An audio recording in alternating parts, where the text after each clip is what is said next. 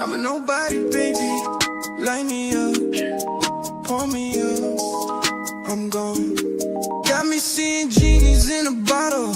Liquor got me feeling like a wrestler. Call me Santiago. Everyone listen when I speak. Don't know shit about shit, but I know ball.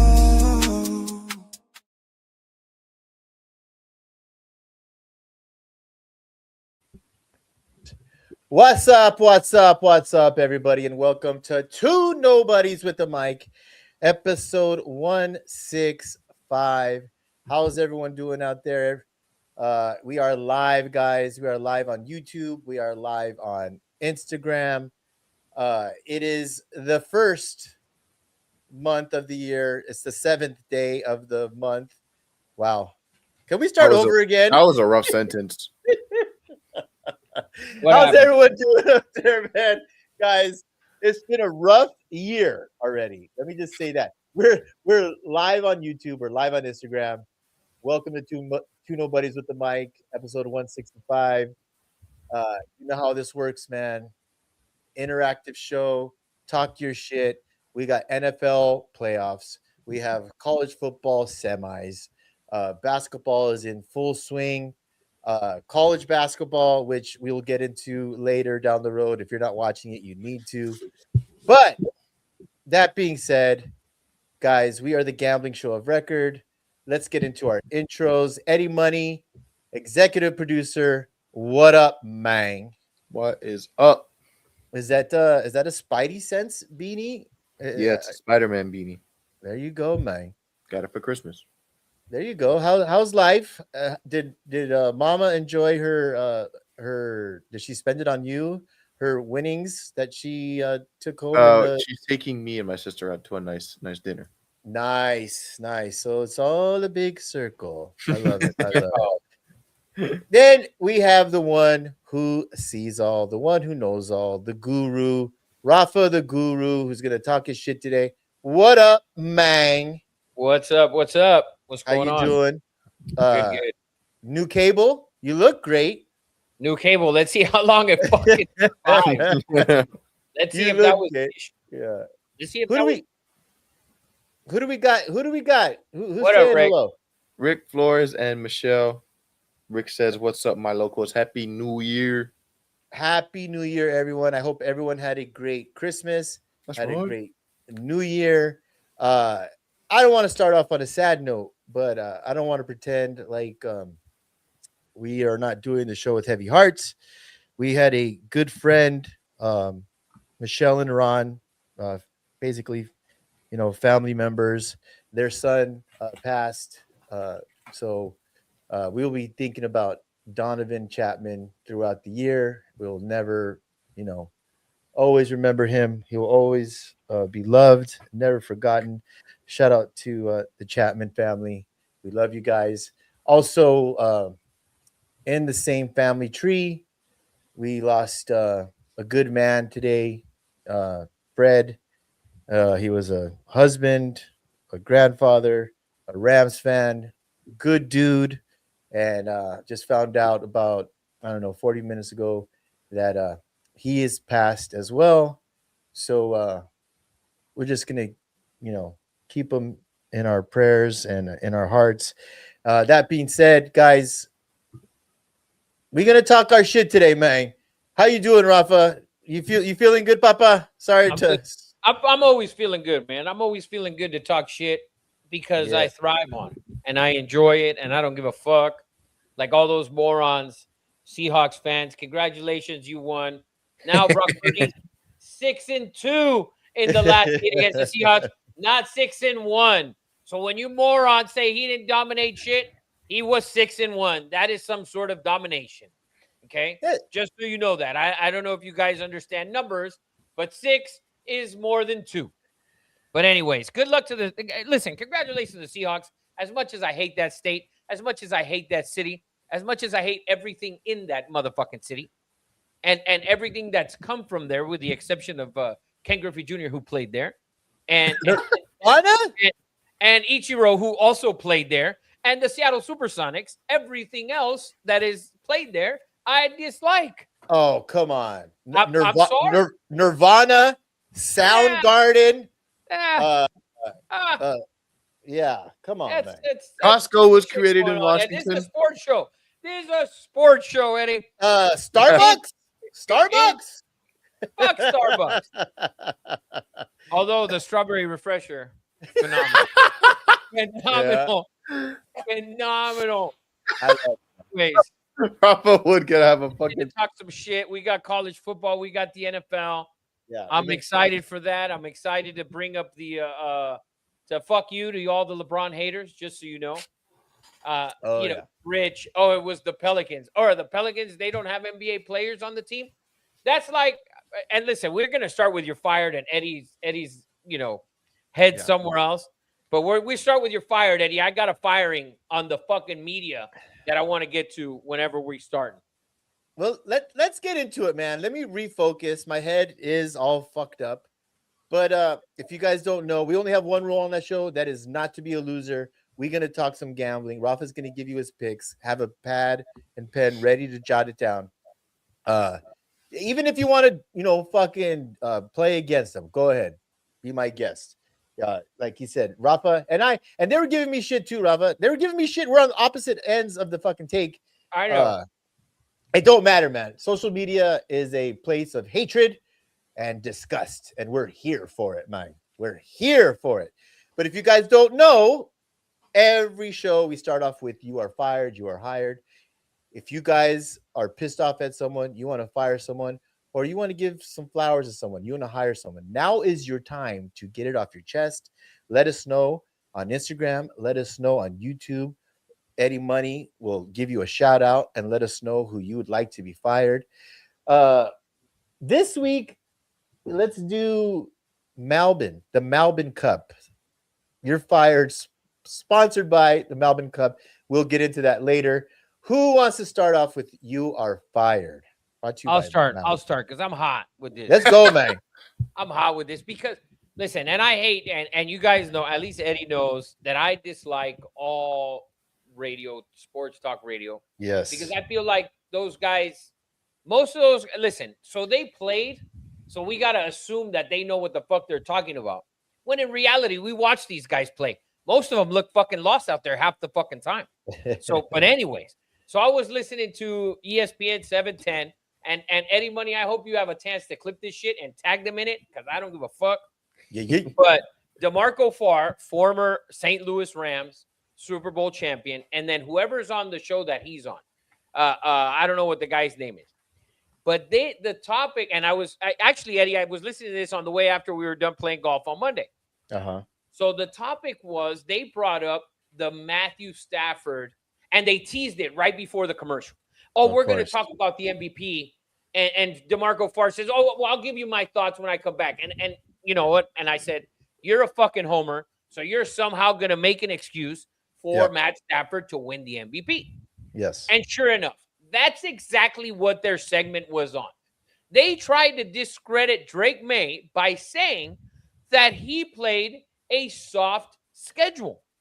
That, the schedule that he played sucked and blah, blah, blah. That's fine. But he still put up the numbers that he put up against NFL teams. It's not like he was playing fucking Purdue. He was playing NFL teams with NFL talent, with NFL defense against NFL defenses. Okay? Where everyone on the roster is an NFL player.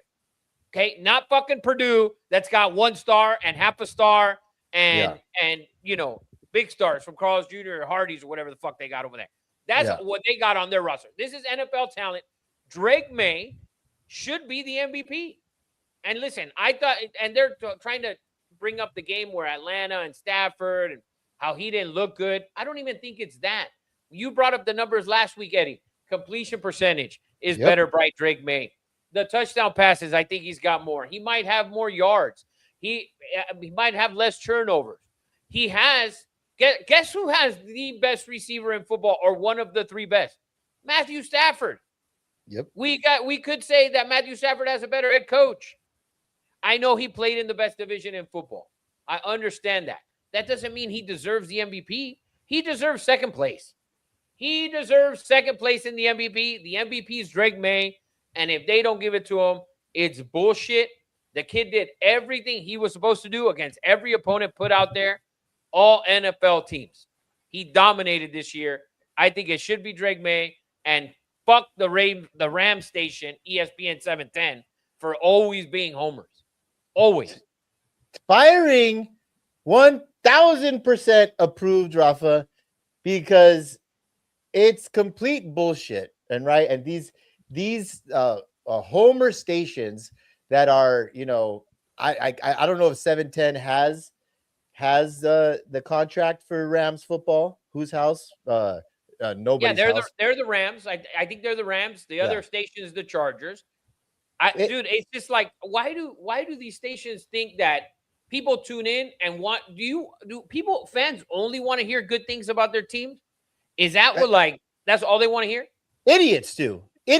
Well, you know what? Let's say it. Fanatical.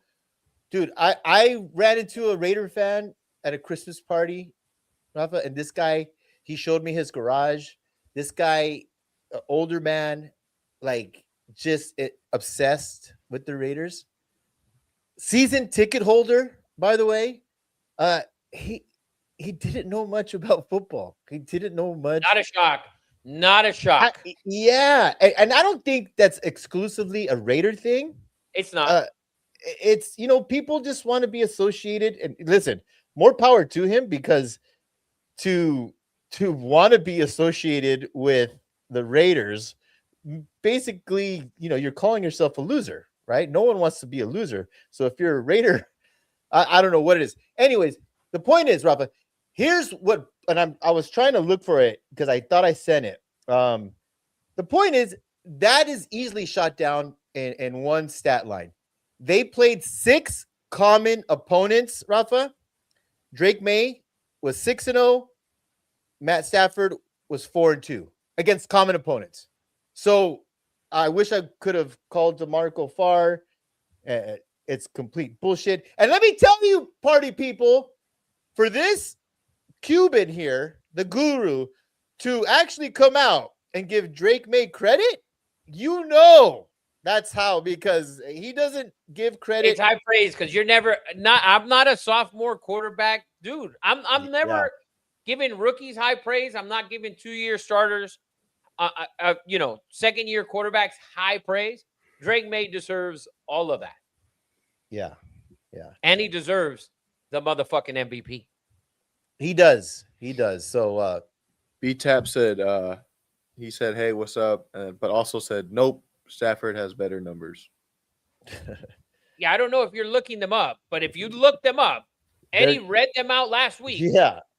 Literally read them out last week. It's like, I don't know what website you're using. Probably Rams.com is not is not the place to get Drake May stats. Yeah. I'll tell you, dude. I mean, you are way wrong on that. He may have a couple different things. He's got maybe more yards. He has more throwing touchdowns. I know that. He's got more yards. He's got more touchdowns. Okay. Yards from scrimmage? Yards from scrimmage. Passer rating is not there. QBR, Drake May's QBR is better. Mm-hmm. I mean, listen. To me, I think it should be Drake May because his team is whatever the fuck they were, 14-3 at one point. The number one, they're the number 2 seed. The Rams are the number 5 seed. You're the 5 seed. So, and I would argue that the Rams have a more talented team, more complete team. The defense is definitely better, but like you said, they play in a better division. But yeah, I don't even think it's an argument. It's not an argument. I don't think it's going to happen. And it's not the first time. The numbers are so close. Last year, Lamar had better numbers, and Josh Allen won. So you could throw that shit out the door, man. Yeah, because Josh Allen's team was the fucking number 1 seed. Bang, bang. Or the number 2 seed. Yeah. What you got, Eddie Money? Before I go, I got a firing from the Instagram comments. Just one alive for us. He said, fire Lane Kiffin already for tampering. with the coaches or kids? I mean, He what's was tampering? at sideline at I forgot which basketball game it was. He was at the With- LSU game with Sam Levitt, Yeah, who's Sam Levitt already in the portal, and someone else. and yeah, but I think that's all okay. Dude, is it really tampering? There's 1,000 kids in the transfer portal. Yeah, it's all fair 1,000. game.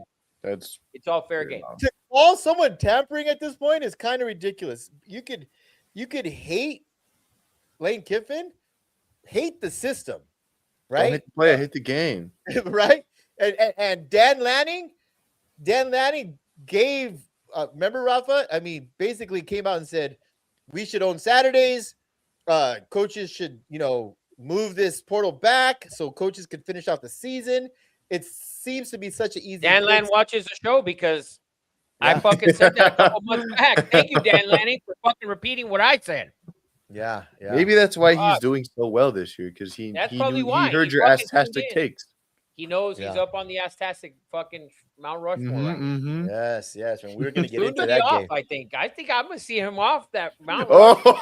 Oh, Woo! Well, we We all gonna know get to it. We gonna get to it. we're gonna get to it, man. We're gonna get to it. Before I go, we got Zach saying, "Fire the bum ass Eagles for sitting their players." The Eagles sat their players, and then at the end of the game realized that they could have had a chance to get the number 2 seed, but game was too far gone, and they The did game not. was not too far gone. Yeah. Yeah, They were up it 17-10. It was 17-17. The was thing tied out. It was tied when they found out they could get the 2 seed, but Bro. there was like 3 minutes left in the game. They had it. It was strange, for sure. The thing was, listen, to me, when you were watching that Lions game and you go into halftime, all right, you're the Eagles and you go into halftime and it's 13-0 in Chicago. I'm making it a point to win this game if I'm the Eagles because those guys are down 13-0 already. And the Lions, a team that wants to end with a win because, first of all, their draft pick a couple spots doesn't really matter. And number two, it's a division opponent, and it's the fucking Bears. It's the Bears. It wasn't the Vikings. It was the fucking Bears. You could have done damage to the Bears, which they did. The Lions won the game. The Eagles at halftime, realizing the game's 13-0 in Chicago, should have right then and there said, hey, those guys got a chance to lose that game. They're down 13 at halftime. Let's win this game. Let's take the 2 seed. And they didn't. So great firing, Zach. I approve that shit. Approve it. Michael Brown says Sirianni, average coach. To me, and I've said this on this show many times, Howie Roseman, the GM of the Eagles, who I think is the best GM in the NFL, I truly believe that, right up there with Lynch from the 49ers, that had to be a GM decision, don't you think? Not a Sirianni decision? I don't know. I don't know.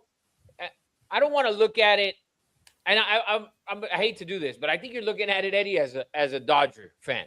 I think you're looking at it as a Dodgers fan because the GMs have been so involved in the Dodgers decision making in game. And we saw it from the very beginning of Robert's tenure, and I think the last couple of years we've seen that kind of go away. I don't think an NFL GM had so much input on the in-game decision-making of an NFL head coach. I really do. Okay, in game, you're probably correct. Why I think about it this way is because I sort of agree with Michael Brown. I don't think Sirianni, although won a Super Bowl, had his won 12 games the last 5 years or 4 years, however long it's been. I feel like I give credit more to Howie than I do to Sirianni, and I think that's why I look at it that way. I love this right here because I'm gonna ask you a question, and then I'm gonna counter with why you and Michael Brown are both wrong. Okay. Is Mike Tomlin a good head coach? Has he been a good NFL head coach? Yes. Mike Tomlin. He's not average, right? He's not average. We know that if he gets fired, he gets a job right away. He's above average. John Harbaugh. Above average.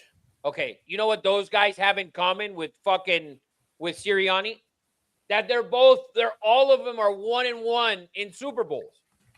So they can be average. This motherfucker's gone to 2 Super Bowls in a row, by the way, in a row. And he went to, so let's not discredit Sirianni here. Okay. I listen, as much as I don't like him, the players still need a coach. You still need a head coach. He's done a good enough job to fucking win a Super Bowl. First of all, go to one and lose, and then come back the next year and make it, which we've seen many teams not be able to even make the playoffs, let alone come back and win the motherfucker. That puts you at the level of, and listen, Andy Reid did that. Andy Reid went and lost, came back the next year and won it. That kind of puts you right in that realm. I'm not saying he's as good as Andy Reid. We can't discredit him and throw him down at the average group of coaches because he's gone to back-to-back Super Bowls and he won one. Yeah, man. I want to push back. I want to push back on you, Robbie, because you see it all the time. Eagles pick starting linebacker from Georgia, starting safety from Georgia. I know, the roster's good. The roster's good. You still need to coach the guys, though. You still need to coach the guys. You need to call timeouts. You need to manage the clock. All of those things need to happen. Because if you run out these 22 morons out there and let them make decisions on their own, you'll see what happens. Look at the Raiders. Look at the Raiders. Oh, no. Come on. There's fucking crazy fucking rumors that the court, Geno Smith, Ashton Jeanty, and the O-line were having meetings outside of Pete Carroll's son about how to block. Like, he was that bad. They were fucking scheming. They were having, like, drawing shit in the dirt. So, oh my God. Yeah, sorry to bring up the Raiders. Sorry to bring that shit up. By the way, I had to throw it in there. Instagram comments are still on the MVP talk, but just one on live for. He said that was smart resting. My Eagles need the rest. Fly, Eagles, fly. And stop the hate with Sirianni. He's a winning coach. 100% a winning coach. Listen, I don't like him. If I had an NFL team, I wouldn't pick him as my first option for head coach. Not even my second, probably not even my top 5. Mm-hmm. I wouldn't pick him. But you cannot deny that the man went to the Super Bowl and lost and then came back and won it the very next year. Dude, go back the history of time, how hard that is to do. True. And and every year it seems like he's had to he loses coordinators. Every year. He loses coordinators. Yeah. So you're right. And how last year they weren't any good. We thought they weren't good. They're slow start. They're 11-1, but they look like shit. The year before, they didn't look too good. They get in the wild card, lose a game to Tampa, like shit like that. And then they still come back and win the goddamn Super Bowl. That doesn't matter how good your roster is, you still need a head coach. You're right. And B-Tap is not letting go of this MVP thing, by the way. He said Stafford was stats, B-Tap. Stafford was 65%. Drake May was 72%. That's a big difference. Listen, B-Tap, hold on, don't read anymore. I know that Stafford had 46 touchdown passes. He has 15 more touchdown passes than Drake May. But he averages less per completion than Drake May by over a yard. Okay, I believe Drake May averages closer to 9. Stafford is under 8. Okay, his completion percentage, we're talking about 7% difference. We're not talking about 0.5% or 1%. 65 to 72 is a big fucking difference. I'm not saying Stafford's not going to go further in the playoffs. Stafford's team is better. This man's back there throwing to Stephon Diggs, this kid is. And no one else. No one else. A rookie running back there. A tight end that is average at best. Okay? And he's back there doing it all. 72% completion percentage. He puts the game on his arms with his feet. He does it all. He's a complete football player. In his second year is impressive that he led that team to 14 wins. When you look at the Los Angeles Rams, I almost called them the St. Louis Rams.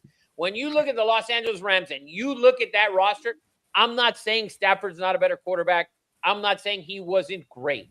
Mm-hmm. His roster is so much better. He might have played a tougher schedule, but Eddie just gave you the numbers. 6-0 against common opponents for Drake May, 4-2 for the Rams. Okay, losses at Carolina, losses at Atlanta. Like, come on. And listen, I'm not saying they're not going to get to the Super Bowl because the Rams have a roster to get to the Super Bowl. Drake might lose this Sunday, and tune in for that. And we'll give you all of that good shit. He might lose this Sunday. That does not take away from him having an unbelievable season with a roster that nobody believed would be 14-3 or 13-4, whatever they are. Nobody believed they would even win 9 games. And he ended up winning 13 or 14. Fucking you know what? I want to hire the new cable that you fucking have for your camera because that is early. Don't fucking put that jinx on Papa. Because Papa, that take was so fucking good. It was so spot on. It's just B-Tap. That's his mic, dude. He just mic dropped your ass, B-Tap. I mean, it's hard to fucking argue with that. So. Oh God, he's already saying they're gonna lose this week. Who wants action? I'm not. He just said. Listen, I'm not saying they're not gonna lose this week. I'm not saying the Rams won't win the fucking Super Bowl. I'm not saying that. But the MVP is from week 1 to week 18. It's not in January. Okay, when the playoffs start, the wild card round, the divisional round, that shit doesn't count. Okay, it's from week 1 to 18. And I'm sorry, this kid put that team on his back to the number 2 seed in the AFC. That has to mean something while doing it and completing over 70% of his passes. I'm sorry. Yeah. And B puts it best. Rams fans are ridiculous. No other explanation. And listen, it's not that it's far-fetched. It's not that it's not like, oh my God, like Stafford was terrible because he wasn't. I would have given Matthew Stafford the MVP 4 weeks ago. Mm-hmm. The thing is, we had to play some more games. And Carolina lost. And an Atlanta loss and a bad game against Arizona where you struggled to put that game away for most of it, like with the roster that you have, is just crazy. So, but fuck it. Drake May, baby. Yeah, dude, such a good clip. Such a good fucking clip. Phenomenal. Anyone else firing or hiring?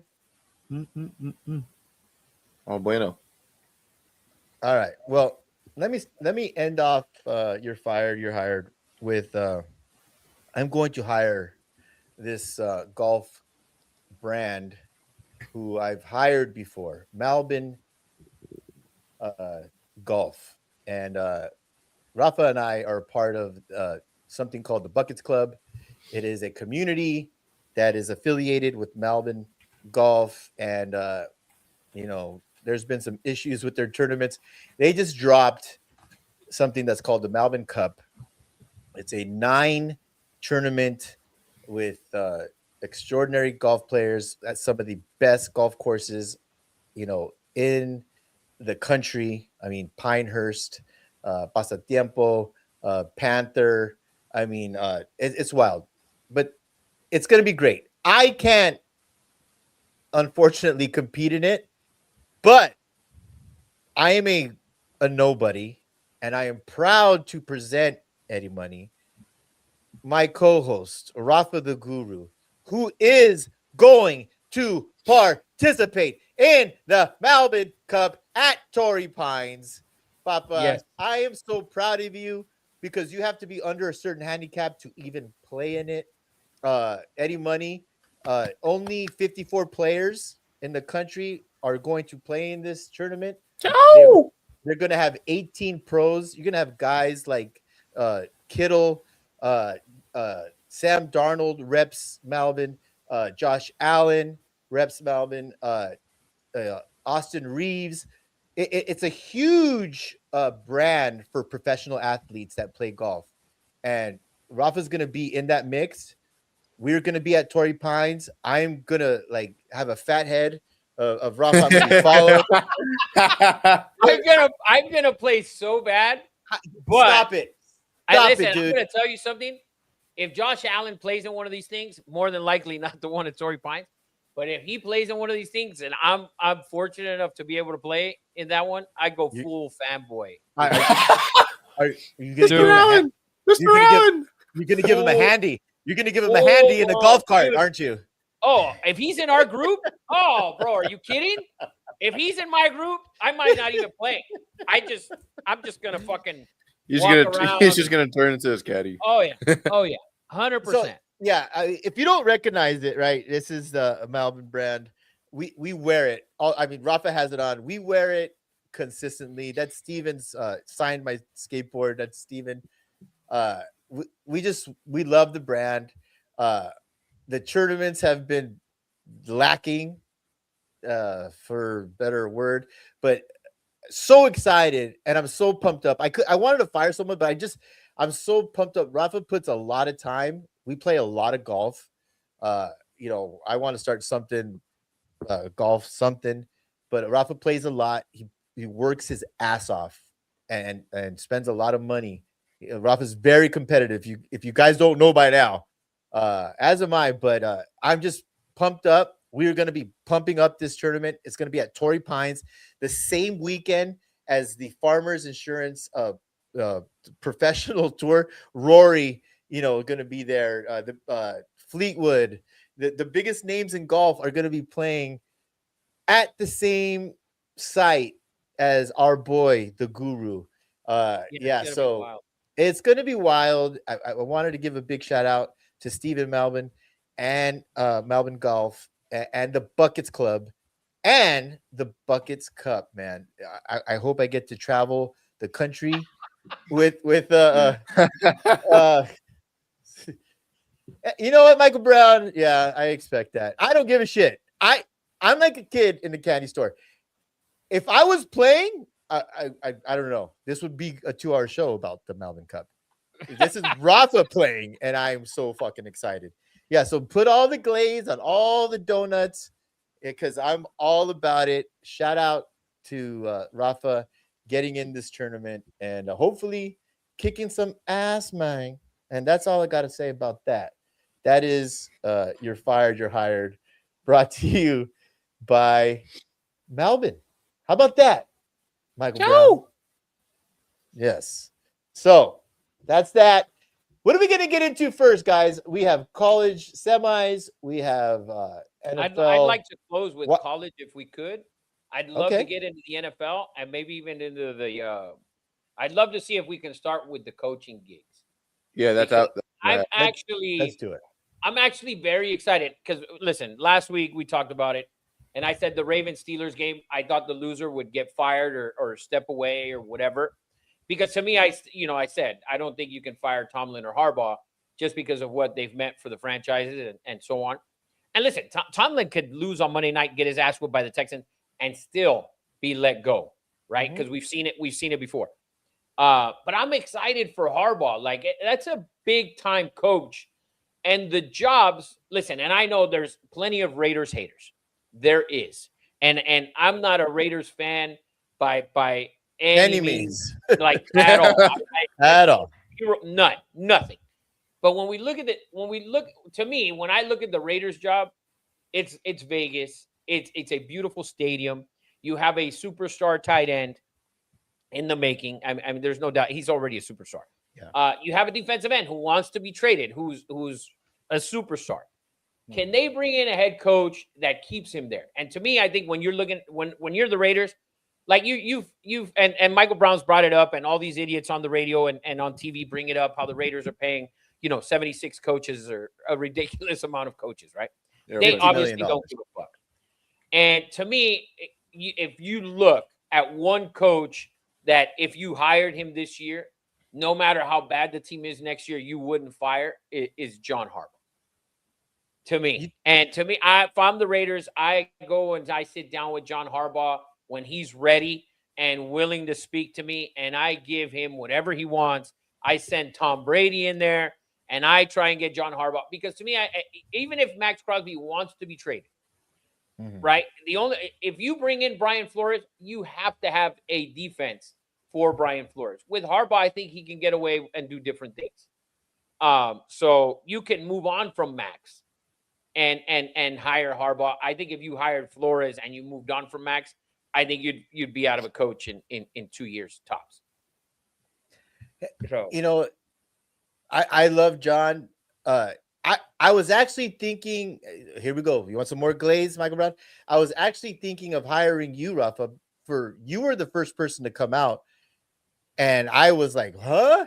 You came out at the beginning of the season, maybe week 2, week 3, and said John is running out of time, or this relationship might be done.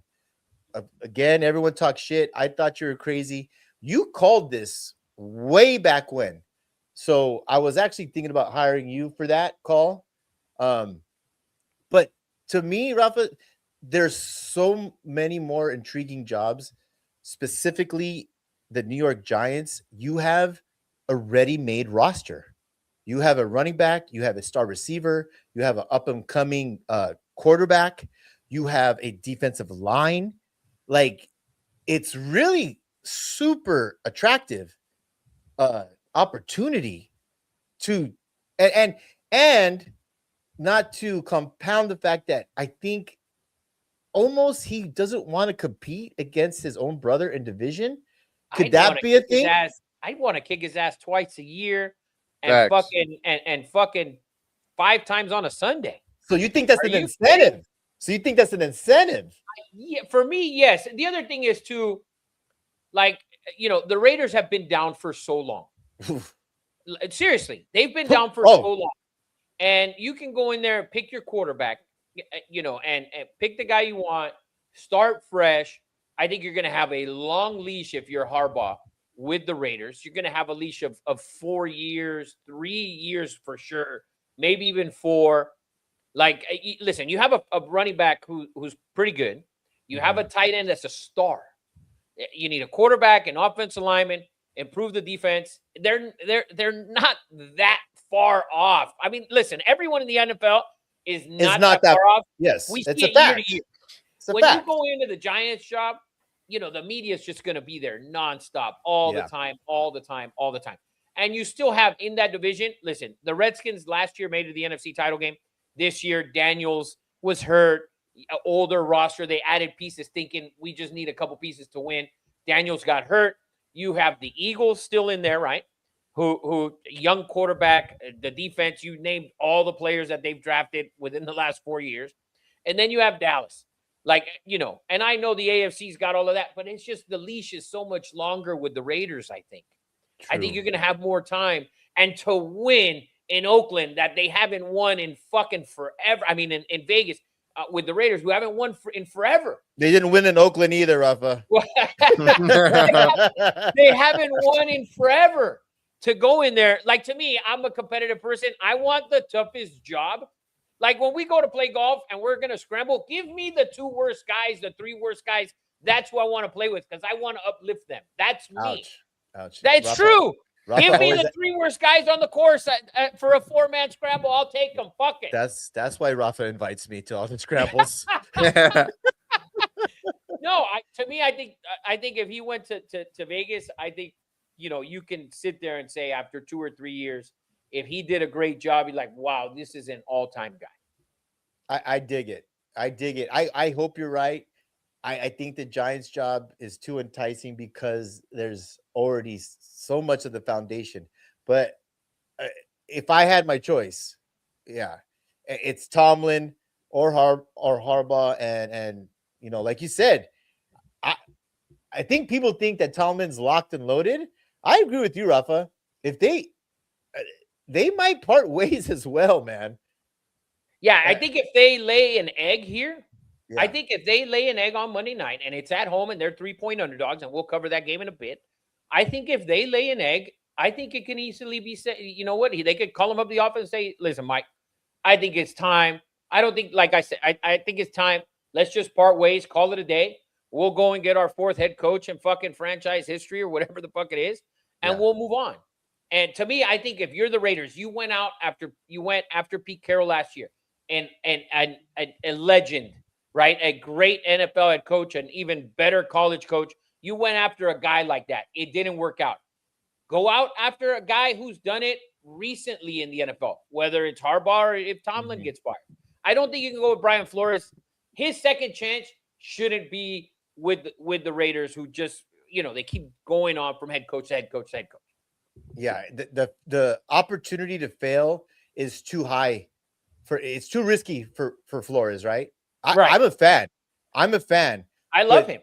I love him too, but it seems like it's too risky of For a me, job Brian him to take. Flores is for me, the Ravens, I think, are a perfect job for Flores, where they can play defense. And listen, they don't need to add to that offense as much as we want to say they need to add to the offense. Lamar's fine. Derrick Henry's fine. You probably need to draft a running back in the later rounds. Ramp up that, cement that defense with even more pieces for Brian Flores. Sign Brian Flores. You're going to be able to run the ball, play defense, get back to what the Ravens used to be some years back. Get back to that, and Brian Flores is the guy that can do that. Oh, he's no fucking joke. He ain't gonna put up with shit. He made Tua cry for years. Before we get off the Raiders real quick, I heard this today, and we're gonna talk about Oregon, Indiana, obviously later. But I thought this was an interesting comparison. Rafa, if I told you, right, because we're gonna talk about Fernando Mendoza, and we're gonna talk about Dante Moore. But if I told you that Fernando Mendoza, Rafa, was going to be a Joe Flacco type, do you draft them number 1? Yes. I thought that was a very interesting comparison because I think they're very much Mendoza might have a little more athletic ability, but Flacco could run, first couple years maybe. I thought that was interesting. I said, "Oh shit, he's Flacco-ish for sure." But you don't take Flacco after what he's done over time, because Flacco's a Hall of Famer. Whenever it's said and done, he'll be in the Hall of Fame, whether it's the first, second, third ballot, right? Maybe not first, but he'll be in the Hall of Fame. Yep. So would you not draft a Hall of Fame quarterback with the number 1 pick? Of course you would. And with Dante Moore, I think, there's certain things I don't like with Dante. I think Dante, and we talked about no, you know what it is? Listen, Dante's super athletic. The potential's there. I think he needs another year of baking in college. But I can I say this now? I think it's a Mahomes factor. It's a skin tone thing. Like, could he be the next Mahomes? Like, people are afraid. I think everyone knows he's not ready, but they don't want to pass on the next Mahomes. We know Fernando Mendoza is not the next Mahomes. We know he's not the next, even Jackson Dart. But you don't want to be the guy or the team or the GM that passed on the next Mahomes. And that's why we're going to find out later. We're going to find out this week, right? We'll talk about that later. To me, this game doesn't You don't define. No, because I don't think this game would define who I'm taking number 1. Because to me, I can't do that. Okay. I just don't, because fanatically, you said it. What's that? Fanatically, oh, you're wrong. GM wise, you're right. The fans are going to be like, Oregon kicked their ass. The fans are retarded. The fans are retarded, and they can think whatever the fuck they want, right? I mean, listen, we've seen. Yeah. Tim Tebow was phenomenal in college. Was Stetson Bennett was phenomenal in college. Yeah. He beat C.J. Stroud. Was he a better NFL quarterback than C.J. Stroud? He don't even play. He's not even on a roster. He didn't even get drafted. Like, there's just so many things. So, is Fernando Mendoza more Jason White than possible? He could be. He could be a Jason White, a Heisman winner who didn't play. He could be that. But if you're the Raiders, you take Mendoza at number 1 and he doesn't pan out, nobody's going to be mad because the guy won the Heisman. The guy got to the semifinals. He might win the national title, all of that, right? And we'll see all that as it goes. Yeah, and he's going to be a senator for Nevada. I can't put this game on that, on who's number 1. I really can't. And you said it, and you're right. Dante Moore, to me, needs another year of college. Of baking. He's not ready yet. We got Big Vern in the house. What up, Big Vern? We have Matt in the house. Big Vern is saying that Mendoza won't go to the Raiders. And Rocha saying, don't overthink it. It's Mendoza. And Big Vern, Big Talk here, said they would waste a pick if the Raiders drafted Mendoza. He's too religious to go to Sin City. Bro, we need saving. Come on. That's why we need him. We need some. You saw what the priest did with the holy water in the end zone. Mm-hmm. Come on, man. He's the Dude. next Danny Werfel. Dude. Wow. Oh, Zach. Good. No, Danny Wolf. That was the first spread offense. Danny Wolf, he threw for 5,000 yards. He had receivers everywhere. That's not the same thing. I love Danny.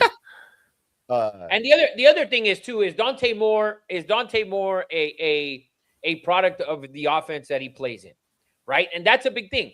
They have one of the best run games, and I think they had the best running game or second best running game behind Indiana in this. But we've seen Fernando make throws.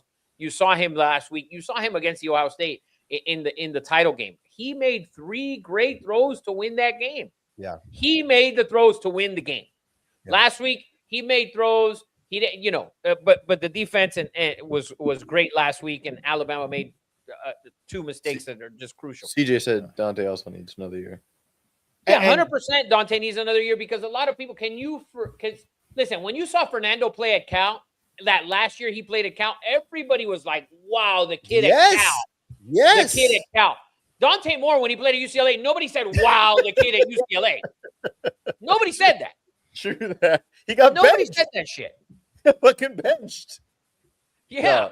Nobody said that. And listen, Bo Nix played at Auburn, and he played well at Auburn. Okay, so if people want to come out and say, well, Bo Nix he's not a product of Oregon. Look at how good he's doing in the NFL. He played good at Auburn. Yes. And he also played good at Oregon. He played better at Oregon because the system and the talent around him was a little bit better than it was at Auburn. And at wide receiver was a lot better than it was at Auburn. So, but to me, I still think Fernando's a better, a safer pick at number 1. The kid is smart.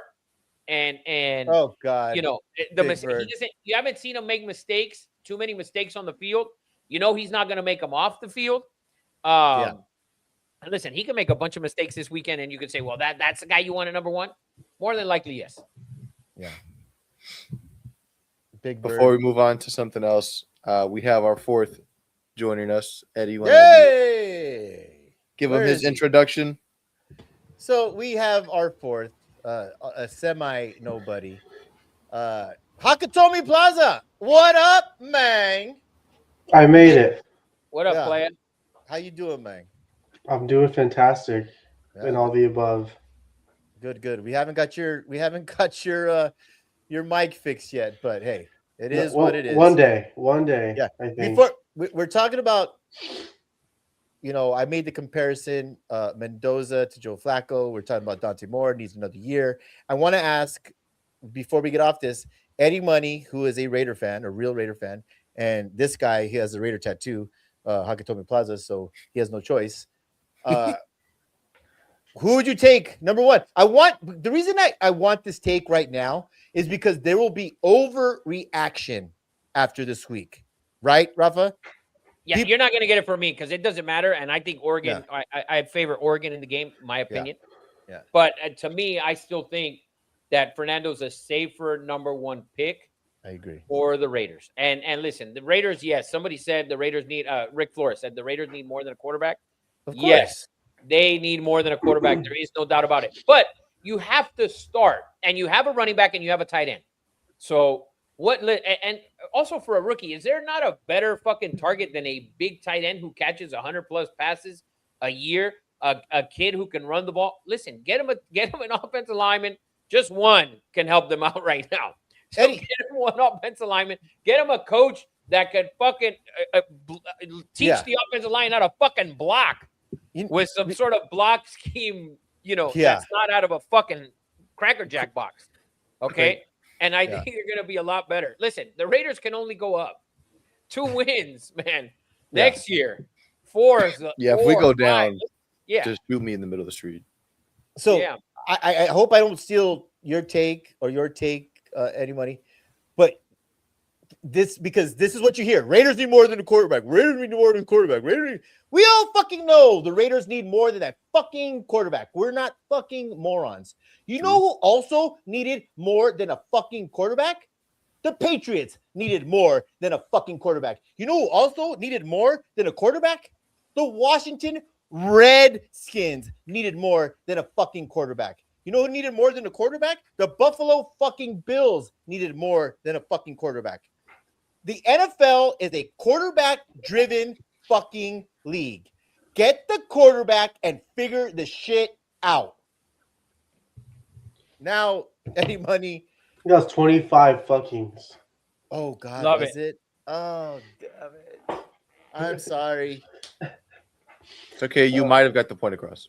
Yeah, you might have really got your point across. Where do you guys stand on Mendoza or Dante Moore? I'll go first real quick. This is also part of my firing that I wanted to do today too. I want to fire myself in August/October, I think. Yeah, because I was a hater of Arch Manning and I thought he was going to be terrible. And here I sit today as a Raider fan, sad and depressed that he's not the number one pick, because now we're going to get an average quarterback at best. Wow. It's So I Mendoza. just didn't fucking convince you. You want to wait. No. You want to fucking draft offensive linemen and defensive linemen. No, and pass. I say you pull an Arizona Cardinals and you draft Mendoza number 1 and you suck again next year and take Arch at number 1 again next year. With Josh Rosen. Yes. And Kyler Murray. Kyler- wow. I think that's the best. I mean, That's a crazy business model right there, man. I mean, how depressing is it knowing that the one time we had the number 1 pick, it's the probably- safest There's not a fucking pick. clear-cut number one.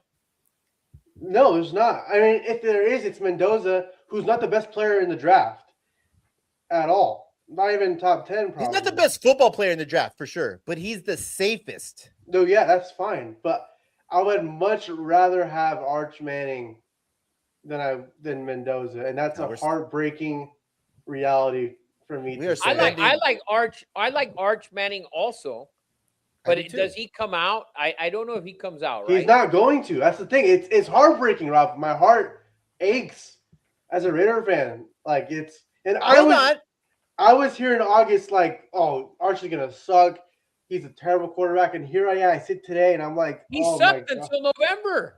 I know, but now I sit here and I'm like, I pray, I wish that he would come out, because I mean, he's the clear-cut number 1 pick if he were to come out right now. Can I say this? What? Do you After guys the know fucking this? season he just had, Jacob? Yeah, that's a crazy Yes. fucking. That's a And- crazy Bro. point. And Crazy. Orlovsky came on and said it today. He said, clear-cut, he'd be number 1 pick if he came out. It would be not even close. Well, before I think again, he'd be extremely close because he would lose to a Heisman.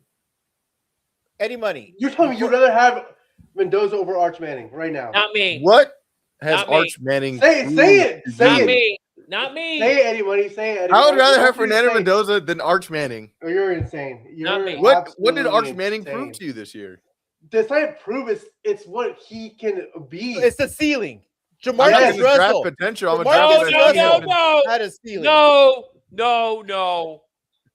We're No, spending do too not much say time on the Jamarcus Raiders. Russell. No, we're not. Rafa, say it. No, do not say that, Eddie. Come on. Okay, Arch that was- has the ceiling. He does. He has the lineage. He has all of that. It's all there, Eddie. You know that. So let's Listen, be- Arch can go back. Arch should stay, as Dante Moore should stay. They'll both compete for the Heisman next year, have phenomenal years. Oregon and Texas will be 1, 2, 3. There'll be 2 teams in the top 4 next year if Arch stays, Dante Moore stays. And then next year, there will be probably the 1 and 2 pick of the draft, even though Dante Moore could still be the 1 or the 2 this year. I think he should stay. If I'm the Raiders, I don't want Dante Moore, and they have to draft a quarterback this year because they have the number 1 pick, unfortunately. You have to. But I'm with Jacob. I like Arch better than those 2 other guys. Okay, we are on the cutting edge. And sorry I'm waiting for Eddie Money to give his take, but you keep on bringing up shit, and I had to make my point. Did you guys not hear who transferred to the University of fucking? We are on the cutting edge of the show. We always say it first. Arch might come out, and the reason I say that is his roommate, his receiver, his best fucking friend at the University of Texas just transferred to the rival Oklahoma Sooners. Read the fucking tea leaves, Rafa. Read the who knows more. If you are literally, it's his roommate, okay, his best friend on the team, and he transfers to Oklahoma. Is that not suspicious to anybody but us, the two Wait, nobodies? are we He's for not real? coming Arch said out. he's staying. Okay, he said he's staying. Does that mean that it's a lock? Yeah. Yeah. Hey. Okay. It sounds like it. I Okay. don't know. I don't know. Dude. Okay. You don't It think was that a whole The other thing is, That's Eddie, like, the other thing is too, Eddie, that he played in the bowl game, and usually if you're coming out in the draft, that's true. you're not playing in the bowl game unless you're Yeah. Diego Pavia, who's 5'0" and had something to prove. Mhm. Other than that, I don't think. Listen, if you feel, and your camp feels, and your uncles feel that you're going to be a first-round pick and one of the 2 or 3 quarterbacks selected in the draft, you're not playing in a bowl game. You're getting ready to be drafted in April, okay, on the first night of the draft. So him saying he's staying, him playing in the bowl game, and not preparing for the draft kind of says he's staying. But hey, Listen, it sounded off alarms for me. Okay. Apparently, I'm the only one who has alarms going off in my head. Like, yeah, maybe obviously we don't know the story. Maybe there's some other shit. Maybe Arch is a pig as a roommate. Maybe he doesn't wash the fucking dishes. Maybe he leaves his dirty socks everywhere. I just thought that's fucking weird. That's all. I'm just saying that's fucking weird. Not only are you leaving your buddy, your best friend, your roommate, who's the quarterback, he's going to throw you the fucking ball a million times. You don't know who the quarterback, is going to be in Oklahoma, and you leave to the fucking rivals. It just was strange to me. That's all. I mean, where's the kid from? Do we know? I don't know. I mean, listen. Maybe he CeeDee Lamb wants to be CeeDee Lamb. I mean, I don't know. Why not? Yeah. Okay. Yes, I'm and crazy. the money that part of it is, hey, we can't give you any more money. Oklahoma throws a couple, if Texas is only giving them $400,000 or $500,000 and Oklahoma says, hey, come over here, we'll give you $750,000. Money's money, Ed. Money. Arch isn't worried about money. Hey, no one giving a white receiver $1 million, man. Ain't nobody. By the way, Nobody. the Andrew K. Raj said Mendoza is the Tim Duncan of football. And then after in the conversation where we said Arch, like where you that. guys said the Raiders would get Arch, he said, but can the Raiders continue to develop Arch? And then to the point of you saying his friend left, he said, and NI money will make people go anywhere. Listen, True. to me, the take of can the Raiders develop is a bad take. Okay, listen, it's all about getting the correct staff in there to develop a quarterback, right? John Harbaugh was turned Joe Flacco into a Super Bowl champion and a Hall of Famer. Whether it was John Harbaugh or not John Harbaugh, it was the roster, the staff that John Harbaugh put together. John Harbaugh drafted or was part of the team and the staff that drafted Lamar Jackson at the end of the first round and turned him into a 2-time, possibly a 3-time MVP. Ryan Clark will tell you he deserved it, and he might have deserved it. He could have been a 3-time MVP. John Harbaugh did all of those things. He developed all of those things. So if he goes to Vegas with the Raiders, it's all about the staff. They will be able to develop. You can't sit here. Oh, the Raiders can't develop any quarterback. It's not the same fucking staff. And Michael Brown will tell you they have different staffs year after year after year after year. It's about It's about having sustainability and getting a staff in there that's going to be there for 3 or 4 years. Yeah. Okay. And an elite staff. John Harbaugh can put together an elite staff if you bring him in. I think if you bring in a guy like Brian Flores, that I think will be a problem for a quarterback. I agree. I think John Harbaugh is a well-rounded head coach who can put a staff together. Yes. I don't see an issue with them being able to develop like any NFL team. Oh, they can't develop a quarterback. The staff sucks. Find a new coach. Yeah. That's it. Okay. We have spent way too much fucking time on the fucking Raiders. It's never enough.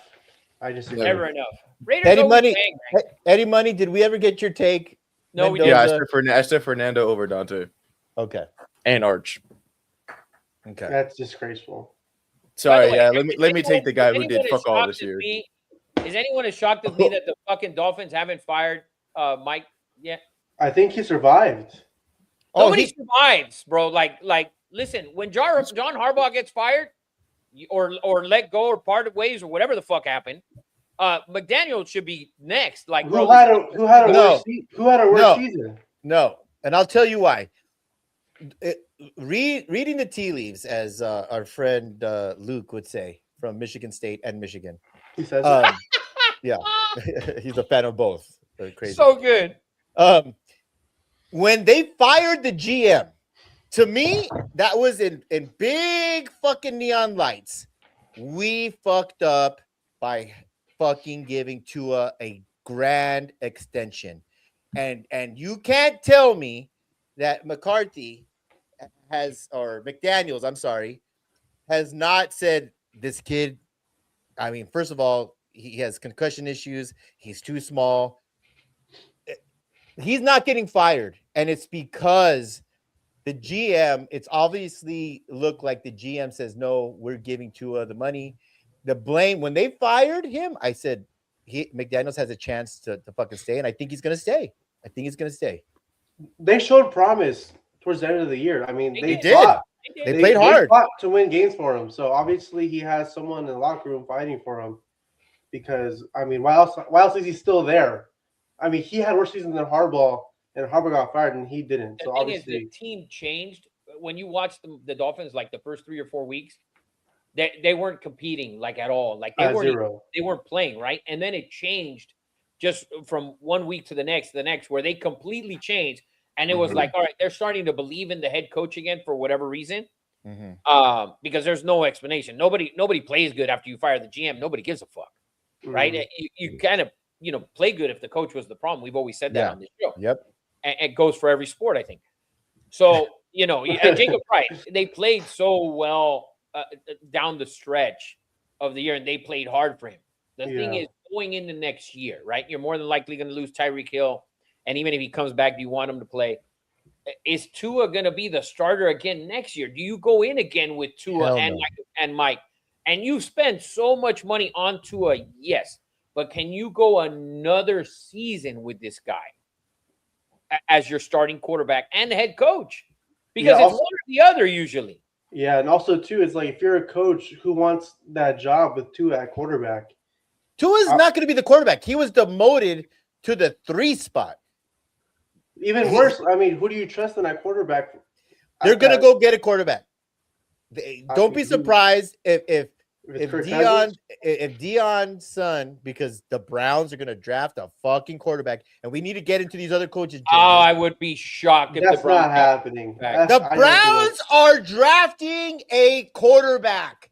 That my is God. a fact. I don't see that. I'm gonna disagree with you here. Yeah, me 1000%. too. Me too, for sure. Oh, okay.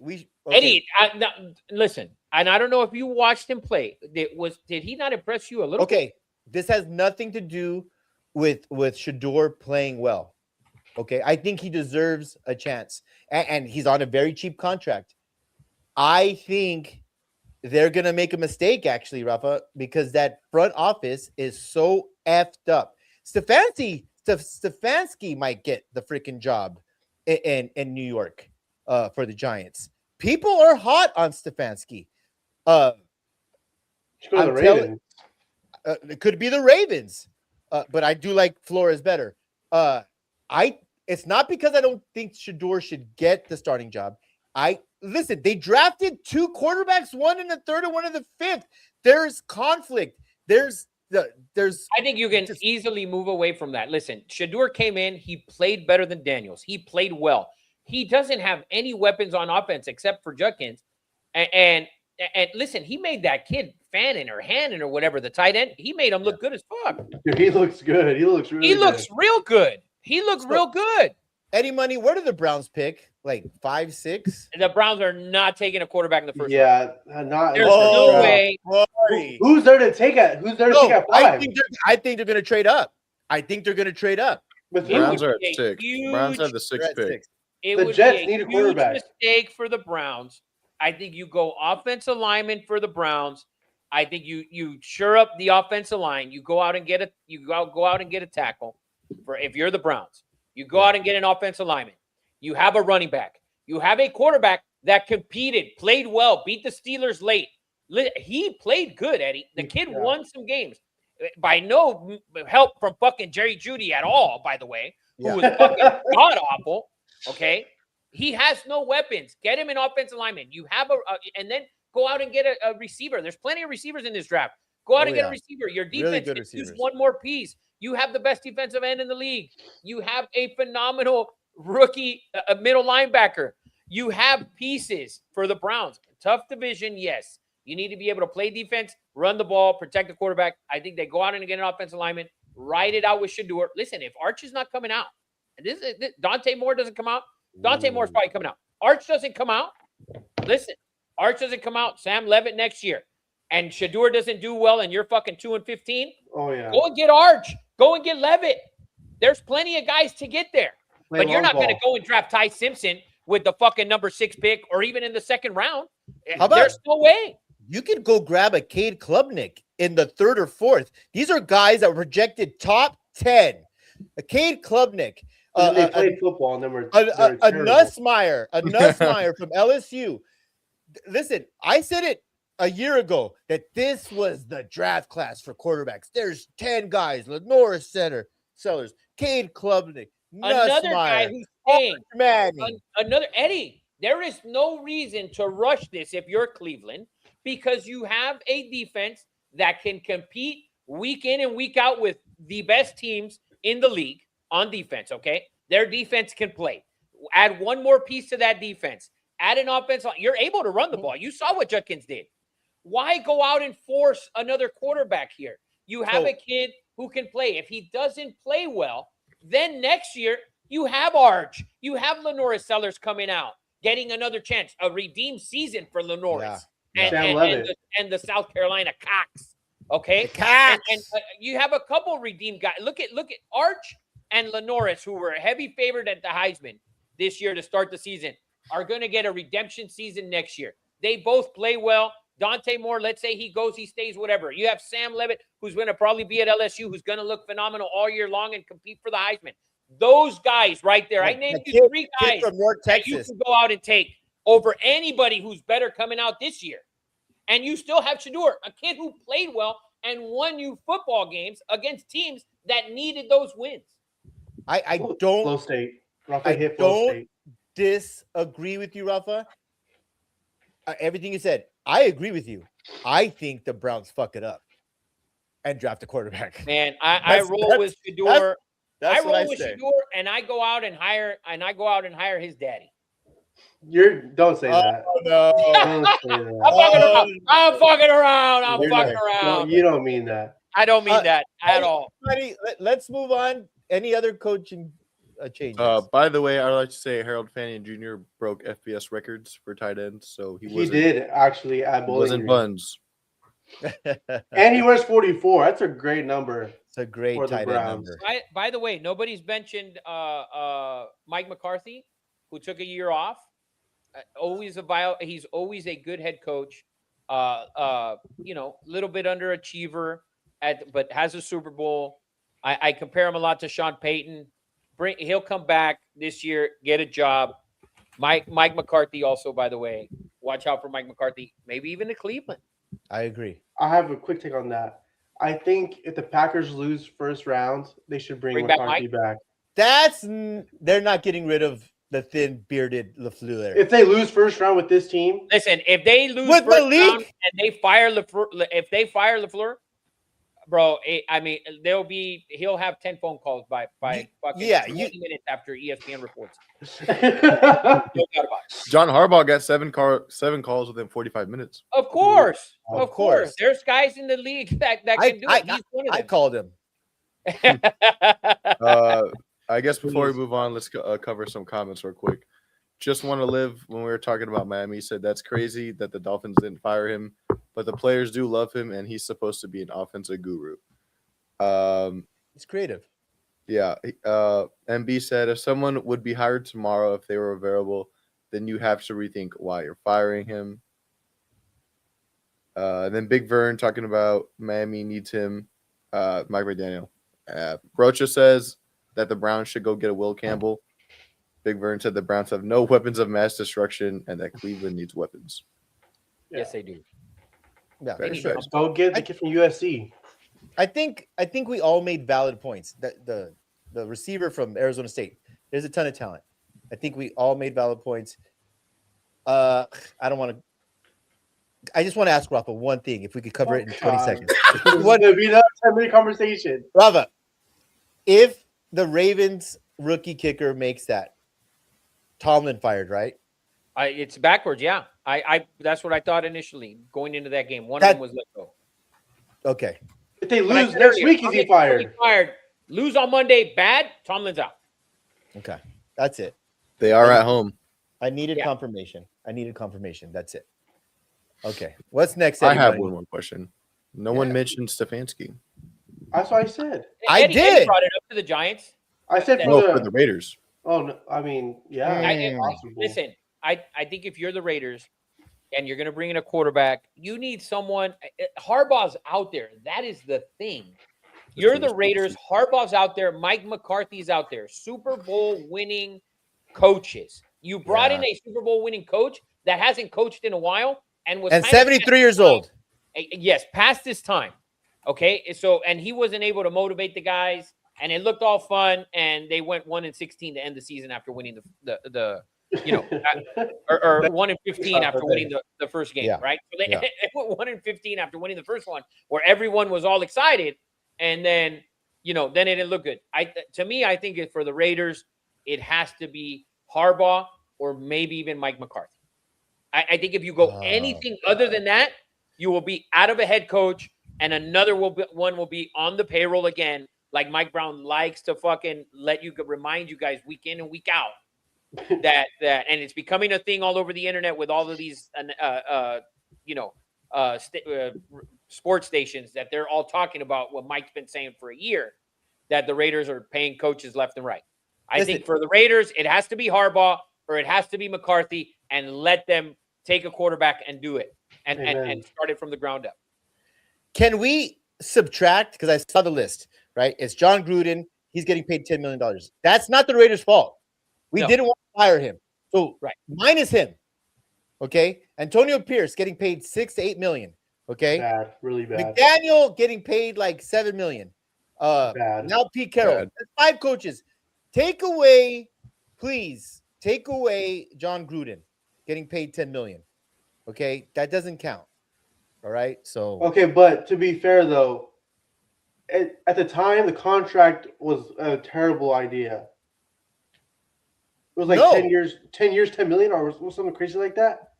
I would Harbaugh. I No. for Gruden. I loved it. Gruden, And he was listen. still Gruden is a phenomenal head coach. There is no doubt about it. No, yes, but winning the contract head itself coach. was a bad contract. It was like 10 years. It was 10 not a million. bad contract. It wasn't. Listen, when you're that elite at the age that he was, it's not a bad contract.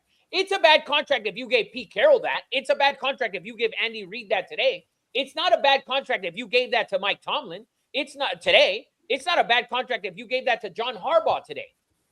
It's a bad contract because, and it wasn't a bad contract then. John Gruden was perfect for the team at the time. His age, he was worth every fucking penny. Just like to me, Harbaugh is worth. And I would stand by that shit. Mike Tomlin Rafa, too. When you said it, you know what it came to my mind? You said John Harbaugh took Flacco. He took anyways. Yeah. You know who? John Gruden. John Gruden made Rich Gannon, a Kansas City reject, an MVP of the league, and took him to the Super Bowl. John Gruden took Brad Johnson to the Super Bowl the very next year and won a Super Bowl with Brad Johnson. That one I have tough time giving him credit for. It was okay. That one I have tough time giving him credit for because that team was ready to win. They just needed a little bit better head coach, and no disrespect to Tony Dungy, but they needed Gruden. But also, Gruden was out of football for a while. He was fine. Jacob, when he came in, he was fine. He did a good job. There was nothing wrong with anything that Gruden did. No, I agree, but I'm saying, like, he wasn't out of football, Jacob. I'm sorry to cut you off. No, he was in football. But that guy would never be out of football. He wasn't a coach for a while before he got hired for the Raiders. You know what he was? And I think that was by choice. Yes. By choice. It was by choice. It's still by choice. It's still all the same. You think Mike McCarthy can't get a job right now? He could have got a job last year. Mike didn't want a job. Sean Payton could have got a job the year right after he left New Orleans. He didn't want a job. John Gruden didn't want a job. Mike McCarthy last year didn't want a job. He may want a job this year. If the job is right, Mike McCarthy will take a job. Whether it's Baltimore or not, that's the only job that is really enticing for a guy like Mike McCarthy. John Harbaugh, I think, is okay with starting fresh, and I think he'll be just fine and proving to everybody that he's a hell of a head coach. And the Raiders should pay Harbaugh what he wants and go after him. I hope so. I want to hate McCarthy take, Rafa. I want to hate your McCarthy take because people don't like his personality. He's not very likable. He's a weirdo. But he won 12 games with the Dallas fucking Cowboys in that shit show of an organization. He won a Super Bowl. He was elite with the Packers. But he's just so unlikable. So I want to hate on it. Oh, it would break my heart. But it might not be the worst thing. Yeah, I don't mind if my head coach has won Super Bowls and has led playoffs. I don't mind it. Like, you can be a dick, you can be unlikable. You've literally led a team to a Super Bowl, okay? And it was Aaron Rodgers. Has Aaron Rodgers won a Super Bowl since? No. No. Ooh. So mic drop right there, Rafa. That was good. I don't know. Listen, before Sean Payton got hired with Denver, we did the side-by-side head coach comparison, playoff record, regular season, all that. You could have put Mike McCarthy and Sean Payton together, put him up. Don't say who's who. You wouldn't have been able to pick because they were identical. They're both good, phenomenal head coaches. Mike McCarthy and Sean Payton. Sean Payton took a break, came back, and look what he's doing. What he's doing. Mike deserves another chance, and he's going to get it. He's going to get it. It's two things that stand out with Mike for me. It's him, everyone calling him lazy. He was getting massages in Green Bay. Nothing wrong with that. And then the other thing is that, Jerry Jones treated him like a bitch. Like, just treated him like a bitch. Guys, listen, I just want to let everyone know here. Eddie mentioned it. There's nothing wrong with getting massages. All-time greats have gotten massages. Mike McCarthy, Deshaun Watson, Robert Kraft, legends of the game. I am not affiliated with this podcast. I'm just a contractor. I'm not affiliated with the podcast directly. I just want to make that canceling clear. Your ass, Jacob. I just want to make that clear that I'm not with the podcast. God, for not having an agenda, we just went an hour and 20, and we haven't talked about an NFL game yet. Let's go, man. Big Vern gets massages. Me too, Vern. Bro, listen, there's a little Asian spot. I think it's called Magic something, not far from here. I've gone a couple times in the last 3 weeks. We have an Asian spot here. We have an Asian spot here too. They don't speak a lick of English. You don't know what you're They're missing. all Asian spots. It's not like There's not a Mexican spot. Yeah. What? Well, there is, TJ. There is. Yeah. But But it is. It's still called Hong Kong. Hong Kong. Good. Yes. That's great Chinese food, I've heard. Yes. That's pretty good. Great wings. Red 8. I need Red 8, Rafa. That's phenomenal. All right. Let's go, Mark. All right, wild card round. Saturday, we got the first game of the weekend. We got the Rams favored by 10.5 on the road against the Panthers, over under 46.5. Last time these two teams played, Panthers won outright. That's What not do you happening. cut? That's not happening. That's saying, Come on, it's don't the messenger. rule it out. It's a Don't rule playoff. it It's a out. playoff. Listen, the Panthers. I said it. They're schizos. I'm not gonna say it. You don't know. Panthers won in Green Bay. Panthers are schizophrenic. That's all. How can you put a line on them? Sometimes they play great, and sometimes they So look you like can't dog say official that they might lose. I mean, they could win. So because then they're you shit. sound like you like this double-digit spread. Yeah. I would take. I would 10 take the point spread. 10-point I- spread at home. Every time this round, we always get some of these teams. Like you remember years ago, The Texans with the Seahawks. last year. Well, no. I'm going back a little further. When the Saints Washington were heavy against favorites going into the Seattle. Bucs. Taylor No, Heineke when the masterclass. Saints went into Seattle and Marshawn had that run, Yeah. right, and that huge beast mode run, which kind of was the run that kind of propelled him, and they went on the Saints were favored on that in that game, and everybody thought Drew Brees and the Saints were going to go in there and mop the floor with the Seahawks. This Panther team is not fucking that. All right, listen, they beat the Rams, and I've said it many times. When a team goes from the West to the East Coast in the 10 a.m. time slot, it's different. This is now the playoffs. It's hard to beat a good team twice. We've seen it in college football with Georgia and Ole Miss. We saw it with Georgia and Alabama. We're going to see it now, a rematch on Friday night, Oregon and Indiana, which we'll get to. And the Rams going into Carolina. I think the Rams are going to put the fuck to the Panthers. The Panthers are playing awful right now, Eddie. Yeah. They really It's are. bad. They're playing really bad. I know. They have all year though. No. They had a stretch where they were playing well. They Yeah. got into the thick of things. They were playing well. They needed one win, I think, in their last 3 or 4 games to kind of sure this thing up a little True. bit. True. There was no need to get in. It was a win and in for them. They needed the Falcons to win that game, right? Crazy. Like that's brutal. They got their Crazy. chance, and that's what's on the bulletin board. They gave us a chance. I guarantee you that's their slogan. That would be my slogan. We got a chance. Unfortunately, I don't think that's going to roll. I think the Rams are going to put the fuck to these guys. Is Devontae Adams playing Eddie Money? Yeah, I saw that he's playing. That's what I saw. Yeah, they're gonna put the Yeah, fuck to him. and Carolina isn't a great defensive team. They're not a great offensive team. They're not a great anything team. I mean, They're they not- are 8-9, so it's not they're- like it's a and they're an surprise. 8-9 team. We've seen these 8-9 team wins. Teams. Yeah. I think if they were playing somebody else, I think if they were playing the Niners, I think they'd have a better chance here. I think if they were playing, The Niners. I think if they were playing the Niners at home, I think they'd have a better chance. I think when you're playing the high octane offense like the Rams with a head coach and a quarterback who has 40+ touchdowns, could be the MVP. I don't think he is, but he could be. And it's different. I think the Rams are going to put the fuck to these guys. And I think the game's going to be over by halftime. I wouldn't be shocked if it's 21-10 at halftime. I don't think that's going to be the case. All right. Listen, I'm with Jacob on this one. it's The time. Rams just lost to the Falcons, and they had a close game before that. It's like, I don't know. if they're Listen, that I'm great. all of that. Hey, the thing But- is, I can't unsee Carolina's last 3 or 4 games. They're Yeah. disgusting against inferior opponents. You needed to beat the Saints. You were ass. You needed to beat Tampa, who's been playing like ass. Tyler they Shuck, I didn't don't do know. He's that. pretty good. And Big Kirko Yeah, and Shucks Big tonight. Game, Bijan Robinson. I mean, come on, Bert. Come on, man. Listen, let's get to the facts that the NFC South. It's time to regulate them to the SEC. Oh my god. Factoids. Thank you. Facts. Second game of that day, we have the Packers favored by 1 on the road, headed into Chicago to play the Bears.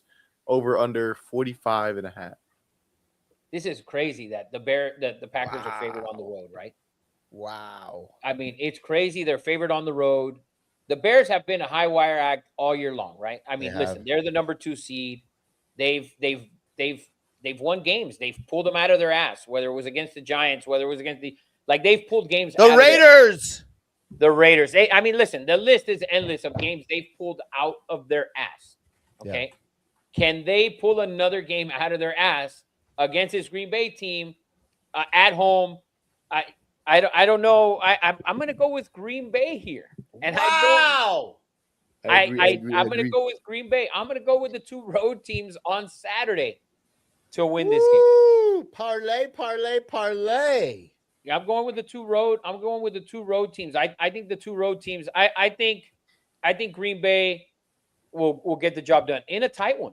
In a tight one. Listen, if they get down, if the Bears get down, we've seen them being able to battle back, right? Oh yeah, Yes. they've done it all year long. Second half.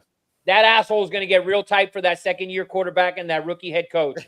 That asshole is going to get real Trust me, the rookie's tight. quarterback hit shit That- loose as fuck. That asshole's never been tight, Rafa. Caleb, probably not with all that nail polish. Probably not. Mhm, But I Oh, think that God. booty hole is going to be tight. I like Green Bay in a close one on Saturday night. Oh man. I could be way wrong, but I could be By the way way, right. last 10 matchups, yeah. Green Bay's big 8-2. Bro, Rafa just What? gave. That's like I you mean- giving life advice. That's just me though. I could be wrong. I could be right. I don't I know. could be wrong, I it's could be right. It's 50-50. It's 50-50. Listen, I'm always right because I could have been right. Yeah. So, Yeah. I'm That's what gonna I tell use my I that like one Green for Bay, now Eddie. Who on. do you like? I like Ben Johnson. I like Caleb Wilson. Go Bears. Caleb Williams. They scare me. I think they can make a run. They have this weird fucking belief. They've been down. Even the game they lost last second, they almost fucking won. They scare the dog shit out of me, and I think Ben Johnson should get Coach of the Year, hands fucking down. Or you know, it's hard not to give it to Vrabel, him or Vrabel, but because you saw what the Lions have done, you're just like, oh fuck, Ben Johnson is that dude. He schemes his ass off. That defense isn't up to par yet, but you're talking about a defense, Rafa, that doesn't have their closer. You know, they're not healthy at quarterback. I think it's going to be too much. And Ben Johnson, I'm going to say this. Is Love playing? Oh, Is Love playing? I don't think he's playing. 1,000% he's playing. That's why they're Yeah, I favored. was by gonna say one. he has to play, right? Yeah, He's yeah. playing. That's why they're favored by one. Yeah. He's off the injury report and fully healthy. Oh yeah, Okay. no, he's playing.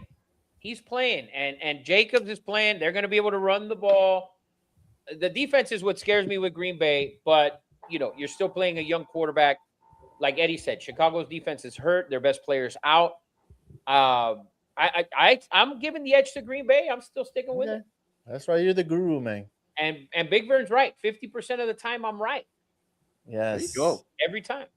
Every What's that? time. What's that thing from Anchorman. Anchorman? What does he say? It works 60% of the time, Every 100. time. 100% of the time. That's Yes. just so funny. All right. I'm gonna go with the Bears, obviously. You know me. Not Yeah. a shot. Go Not a Bears. shot. my man. Yeah. They got guys, though. That's you my know? They got man. guys. They got guys though.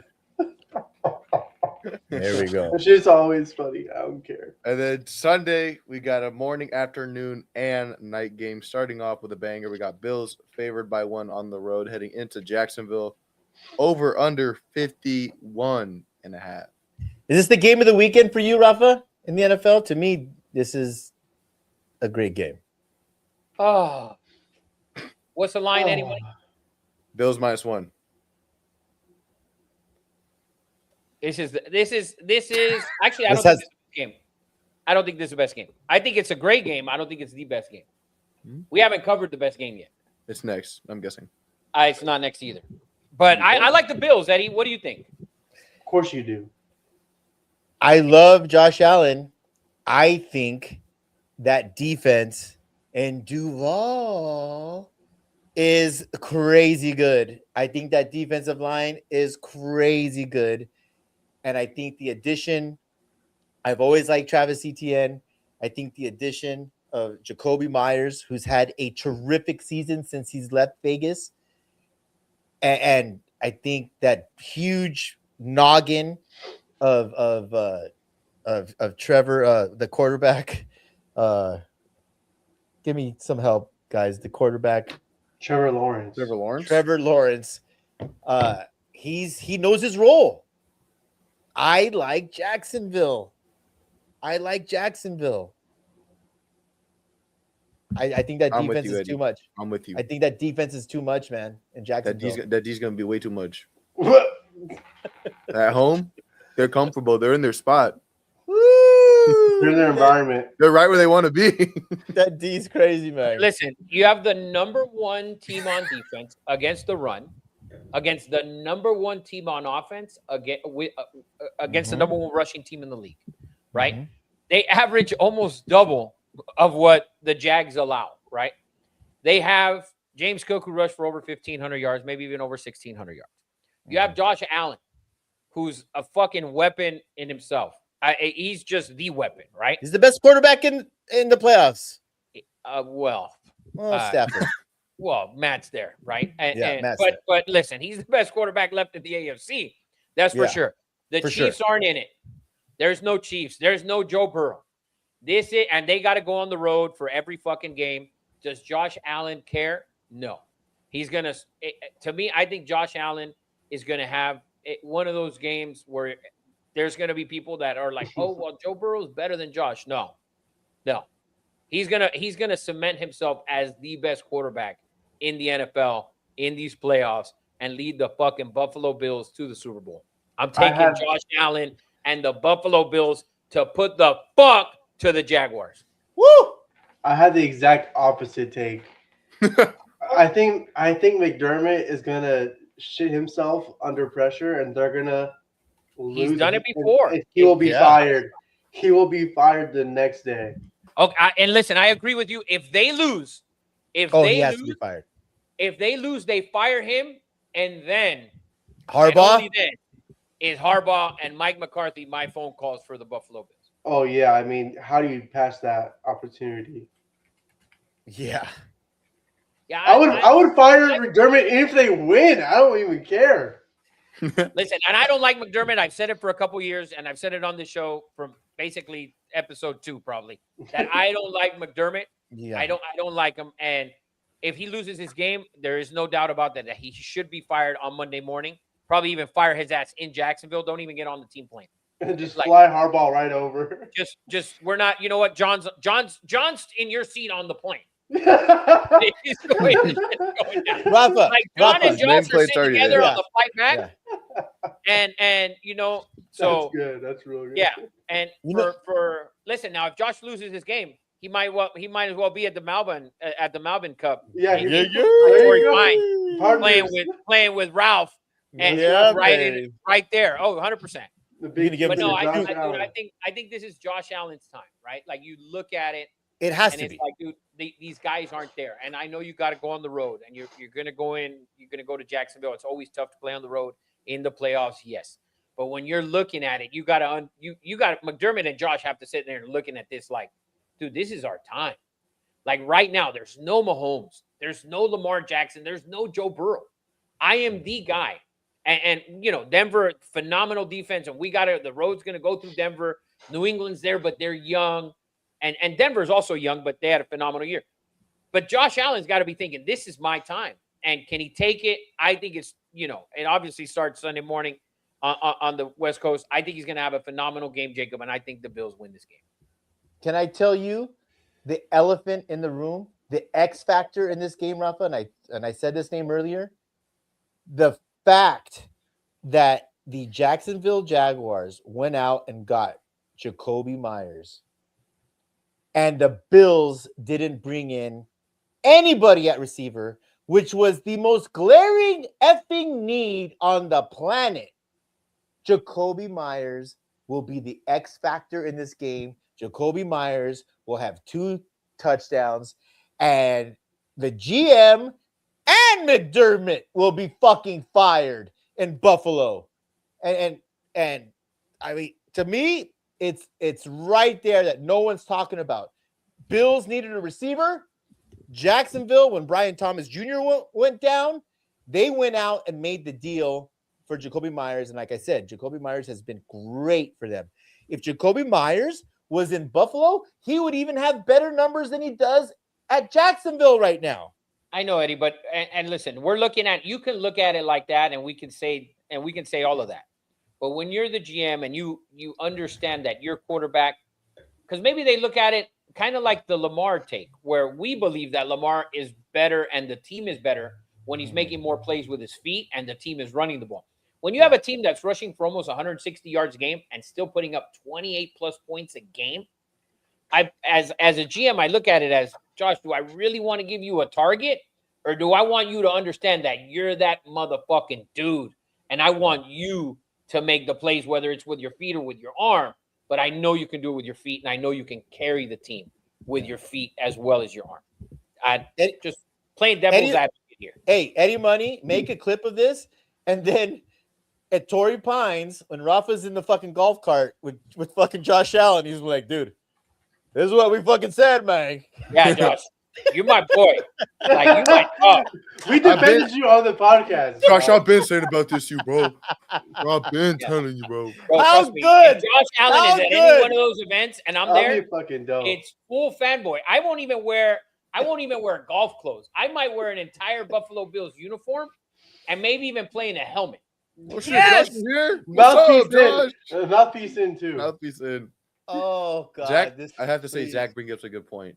You have to win. We're in the playoffs. There's no Burrow, Lamar, and Mahomes. Well, This is Rafa Josh said it Allen's- 16 times. But yeah, this is Josh Allen's best Hey, chance. listen, it's his best chance. You got to remember also, though, he's going to go on the road for all of the games. So, yes, 100% is right. And he has to win. When you sit down and look at it and he may not win, you can say, well, he didn't make the Super Bowl this year when these guys didn't play. Well, and then the excuse will be, well, we were on the road.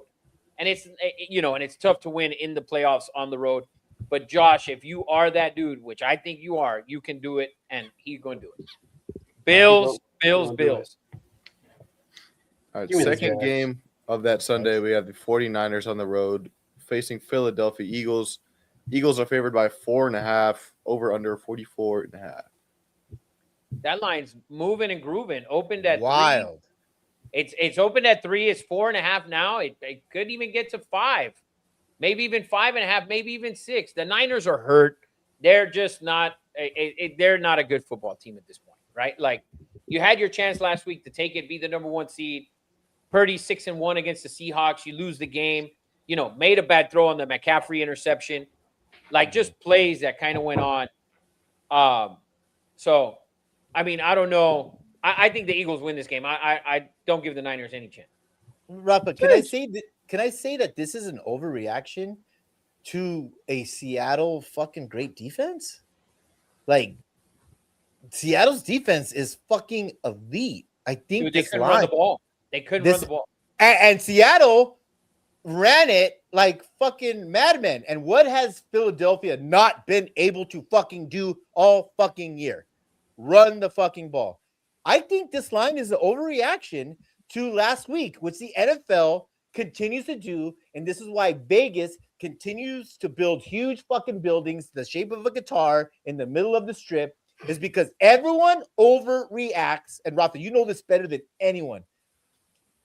The crowd, the fucking, what, not the sharps, the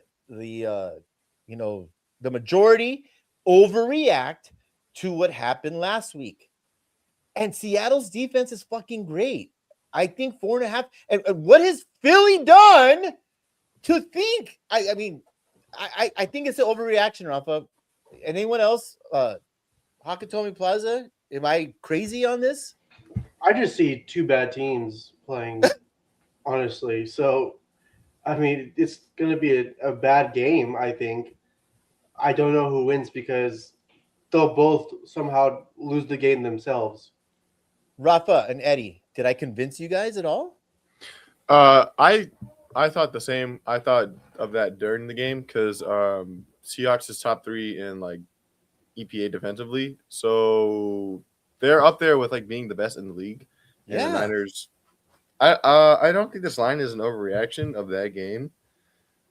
I just think Eagles at home. I think the line movement is, but the initial line, if it stayed at 3, I think that's fair. 3 is fair, but Yeah. But it's not 3. It's okay. Rafa's gone. Rafa will be back in a second. Rafa drove to Vegas. I convinced him. He's all, I'm going. I was like, holy shit. The thing is, too, the Seattle game. I mean, it was a close game, like the whole game. So I don't see why that line would be going up. If anything, I don't trust the Eagles. I can't trust that team. So for me, I would take the Niners because Eagles are so spotty. At least the Niners have been consistent in I getting agree. better.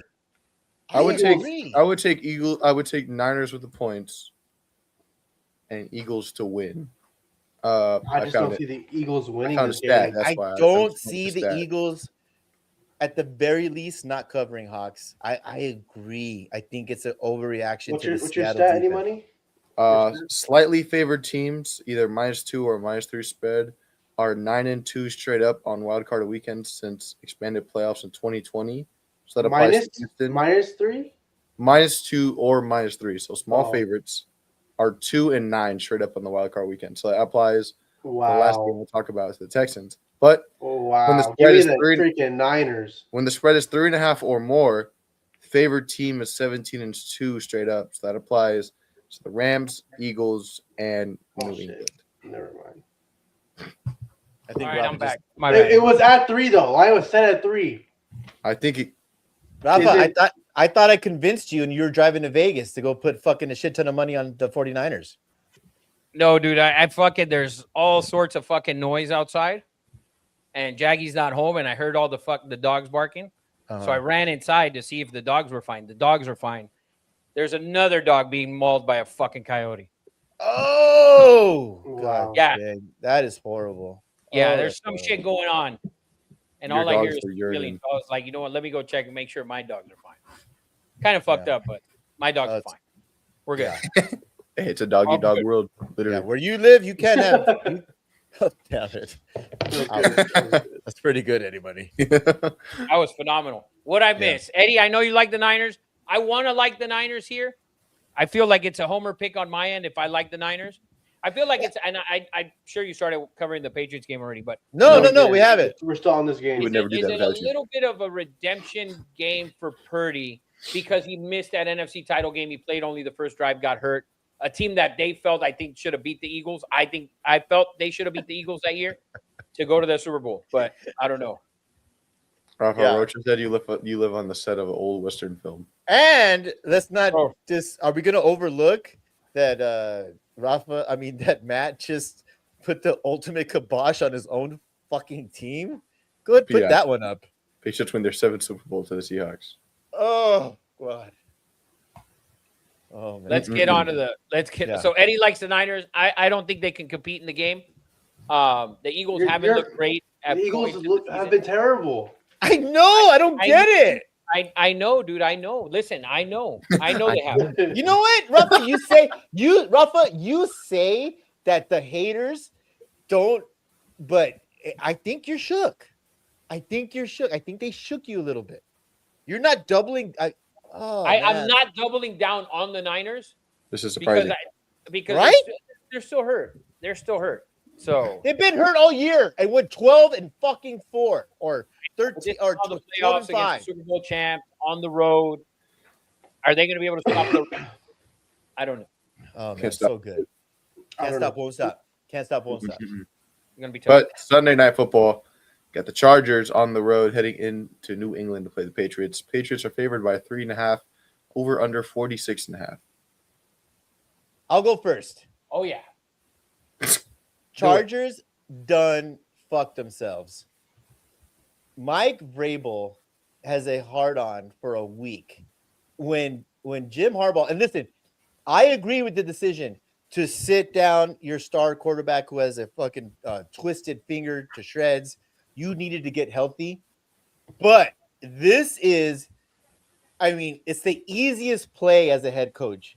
They wanted to play you in our fucking house.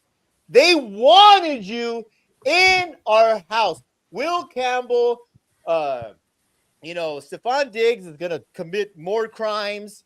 They're foaming at the mouth. It's the easiest play as a head coach. And like I said, I agree with the decision, but you just got disrespected. And for that reason, yeah, Vrabel's going to have these guys ready to play, man. That's my take, Rafa. They're going to have them ready to play out the motherfucking playoffs. Chargers plus 3.5. Chargers money line. You said it, Eddie. They wanted to play them. They wanted to play them. They didn't want to go into Jacksonville, who already whooped their ass one time. Okay, they didn't. They could have tried to go into Pittsburgh, but that wasn't really possible. So they wanted to play the Patriots over the Jags. They wanted to play them 100%. Can Herbert do it in the playoffs? We haven't seen him do it yet. Mm-hmm. You have a top 5 defense in the league in the San Diego Chargers this year, and I call them San Diego Chargers on this fucking show. So when Eddie Money posts this and you're talking shit on this show, we call them the San Diego Superchargers. Washington you have a top 5 defense. You have going up against a team that this week thought they had 2 Aaron Hernandez on the fucking roster. They went full fucking retard this week. They went full retard. So if you think that Vrabel's going to get them ready to play based on the Chargers wanting to play you, while we got 2 guys committing felonies out here, I don't think so. Give me the Chargers plus the 3.5. Give me the Chargers money line going to New England. Fucking Roach is already riding it, a fucking tattoo in Super Bowl, the 7th. Roach has already bought Super Bowl tickets. Roach has put on the full-blown mush. The Chargers plus 3.5 on Sunday night. Jim Harbaugh's going to go in there and show you that Herbert is a decent fucking quarterback in this league and can win some football. You know what I want, Rocha? You know what I want? And I promise you, we will post this. We'll make it a meme. I want Rocha to prove to me, because everyone thinks I'm a nutcase for being superstitious. I say that, I control things, my energy, like I believe in jinxes. Rocha, if you want to prove that jinxes aren't real, I want you to wear that red fucking Drake May fucking jersey. Put it on, take a picture, and 2 Nobodies will post that shit. He's gonna do. I mean, he does that every weekend, probably. No, that's just been at the bottom of the laundry. That's been at the bottom of the laundry. We told him to lose it forever. And you know what happened? Drake May fucking is going to win the MVP. And if that's not, power of jinxes and energy, then I don't know what is. Okay? Rocha, do you accept the challenge? Because, I want to see it. I want to see it. We will promote Rocha. B-Tap Balone was the ultimate mush. Was he not the mush of this show, Rafa? He was, and now Rocha's taking the crown. We will promote Matthew Rocha, beautiful human being with a beautiful light blue Forerunner that I want. We will promote you. You will take B-Tap's crown as the mush of all mushes on this show. Oh, yeah, baby. I love it, Matt. I love it. Anyone else have a take on this game? Everything tells me to not take the Patriots, but I've doubled. You've loved the Patriots all year. I know. I have to back you. I can't, even if I don't believe it, I have to stick with the Patriots. I mean, I really have no choice at this point. So I'm going to go to Patriots, even though I think they're going to lose, which is crazy. Oh, wow. He's trying to fight your jinx energy. Eddie Money? I'm going to go with the Patriots purely based up on the fact that the Chargers offensive line, according to PFF, they were 31st in line and 32nd in pass line. Yeah. Jose Altiveros, literally the worst line possible, and they somehow made the playoffs. We also have JD Harris, GC. He said, "Finally found you guys. Let's go." He said, "Been trying to watch your guys' live, but I'm tech challenged, so not sure how I didn't find it." Me and you, Papa. Me and you, Papa. We're all tech challenged on this show, man. We're all something challenged in some way. Jacob's been trying to get a mic for fucking 2 months, so trust me. I can't find my own profile on TikTok. How about that? Let alone, there you go. Fucking guy. He has the Patriots. Hey, Attaboy. There we go. There we go, man. No, red jersey, Matt. It has to be the red jersey. Yeah, Rocha, I want you in the red jersey, bro. That you lost. That we said was the kibosh. He should wear all three. He should wear all 3 jerseys. Yeah. No. Fuck it. No.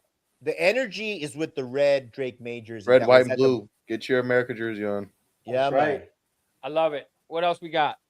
Got the last game of the NFL playoffs. Monday Night Football.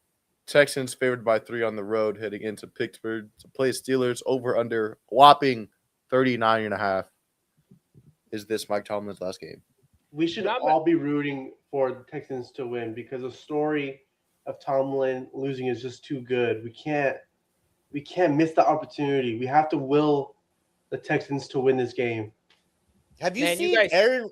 Have you seen Aaron Rodgers' face? Imagine what it's gonna look like after this game. He's Fucking gonna pure look- depression, bro.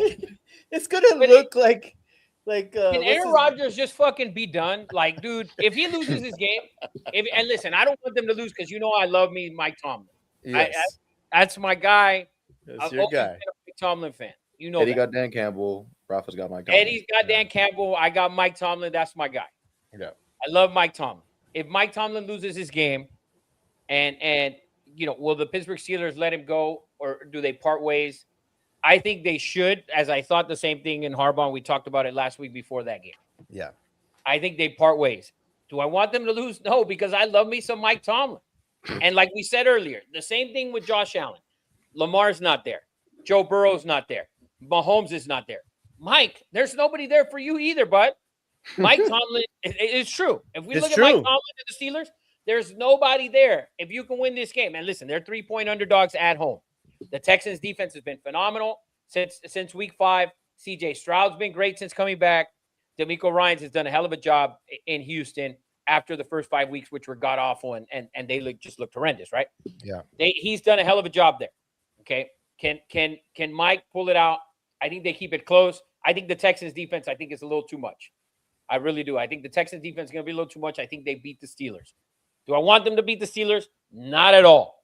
Do I want Mike Tomlin to fucking keep moving on and chugging in these playoffs? Yes, I do. So Yeah. I'm going to go with the Steelers. I think the Texans win, but my heart wants the Steelers to win. That's my take on this game. JD Oh, Harris man. said, would love to see Pittsburgh lose. Rodgers is a bum, but never bet against the Steelers. I'm a ride or die to the end. Dude from Cleveland, but can't bet against the Steelers. Would love to see a Buckeye CJ Stroud get it done, but I would never bet against the Steelers at home. Listen, Yeah, man. I just thought of a meme right now. What's his name? This is gonna be D'Amico Ryans. What's the WWE? It's Ric Flair and Steve. Not Steve Michaels. What's his name? Shawn Michaels. Shawn Michaels. This is that scene. If you're listening, Jay, have this ready to pull up on Two Nobodies. This is gonna be where D'Amico Ryans, right, crushes Mike Tomlin with all due respects and gives him the kick to the chops and says, I'm sorry, I love you, and sends Tomlin out into the prairie because D'Amico is going to crush the Steelers. It's going to happen. And Listen, there's about 6 NFL teams that would love for the Steelers to lose this game and Mike Tomlin to be parted ways, fired, or whatever, because they sure. will call Mike right away. For Yes. sure. The Raiders or the Giants or whoever, right? So, but don't ever count on Mike Tomlin, man. Can't do it. he's already won his 9 games, Rafa. It's over. He's done. Yeah, he's usually done right after 9 games. If that's not the best stat in the world, I don't know what the fuck is. He can't hit. When's the last time he's got to That's 10? my stat, baby. That is my stat. When's the last time he got to 10? Like 3-4 years ago? I think he's Wait. won, I think they won 10 this year, Eddie. No, Yeah. They Yeah, won yeah. 10. Oh, that's They won right. 10. That's it's only right. up now. Now Yeah. it's time for 11 and 12. Let's get it. 11, That's asking for too Yeah. much. He only guarantees 11, you 10. 11-10. Too much. Yeah. All right. All right. CJ said, all I know is go Niners, go Pac-12, and fuck Rafa.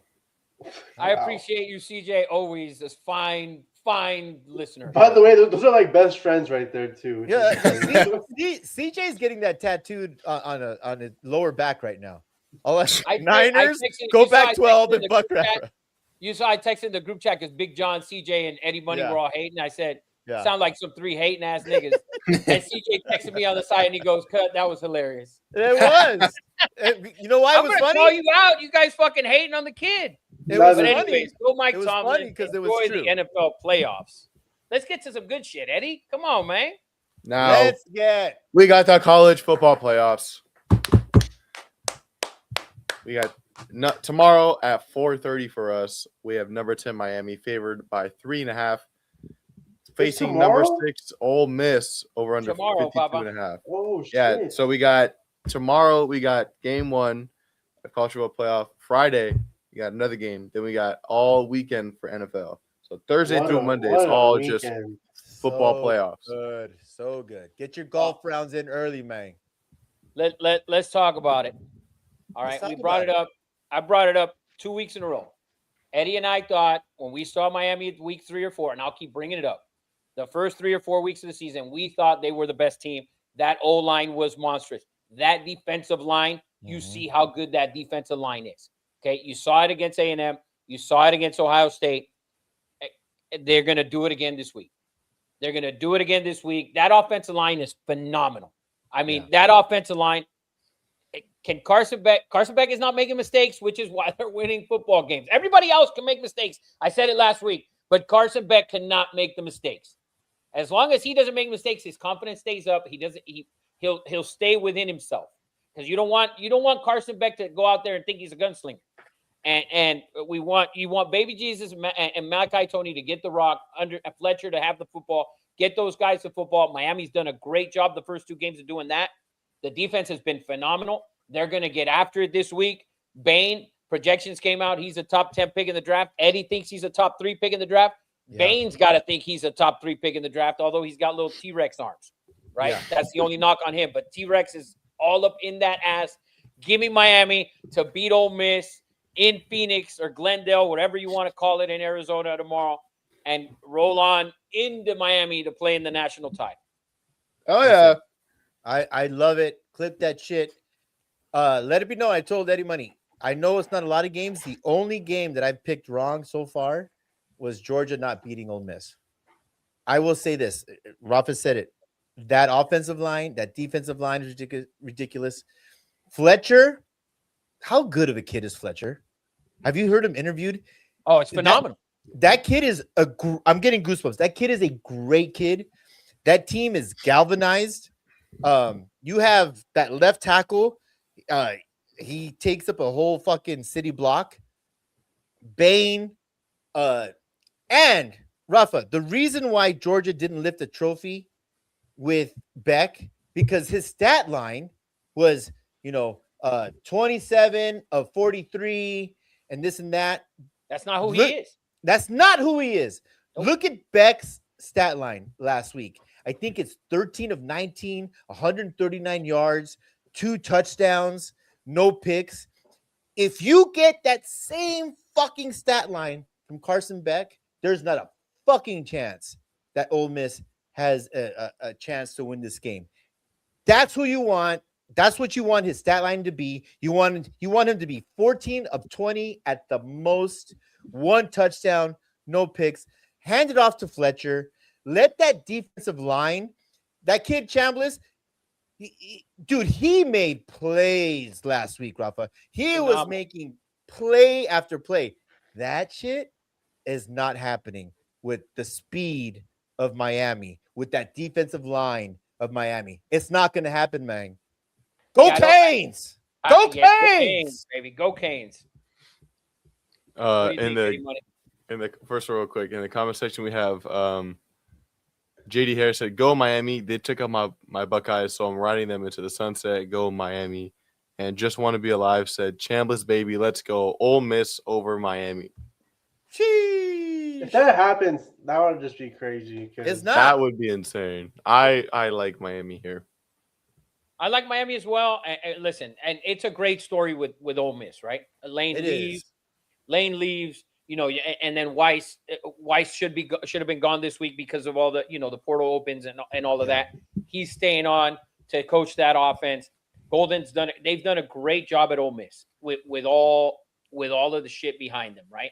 All the news and this and that and all the rumors and is the quarterback leaving? Well, he committed to stay if they give him that 6th year, which I think the NCAA will give it to him. So it's a great story with Ole Miss. There is no doubt about it. But stories only get you so far.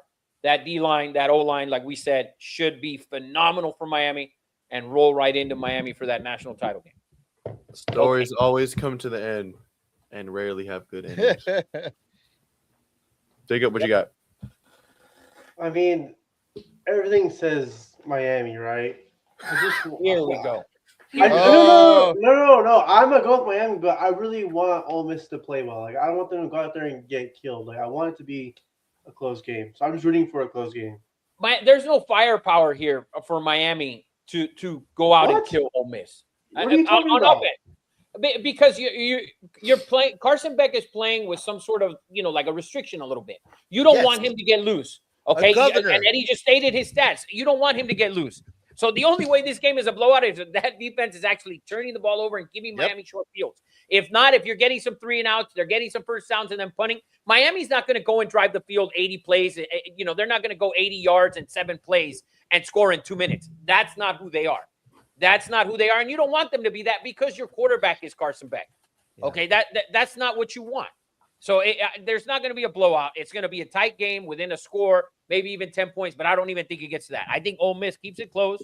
I think Ole Miss, all those kids playing with a chip on their shoulder, the head coach, the coordinators that are going to stay, defensive back coach, all the guys that are staying want to prove Lane Kiffin wrong, and they've done that times 1,000 at this point.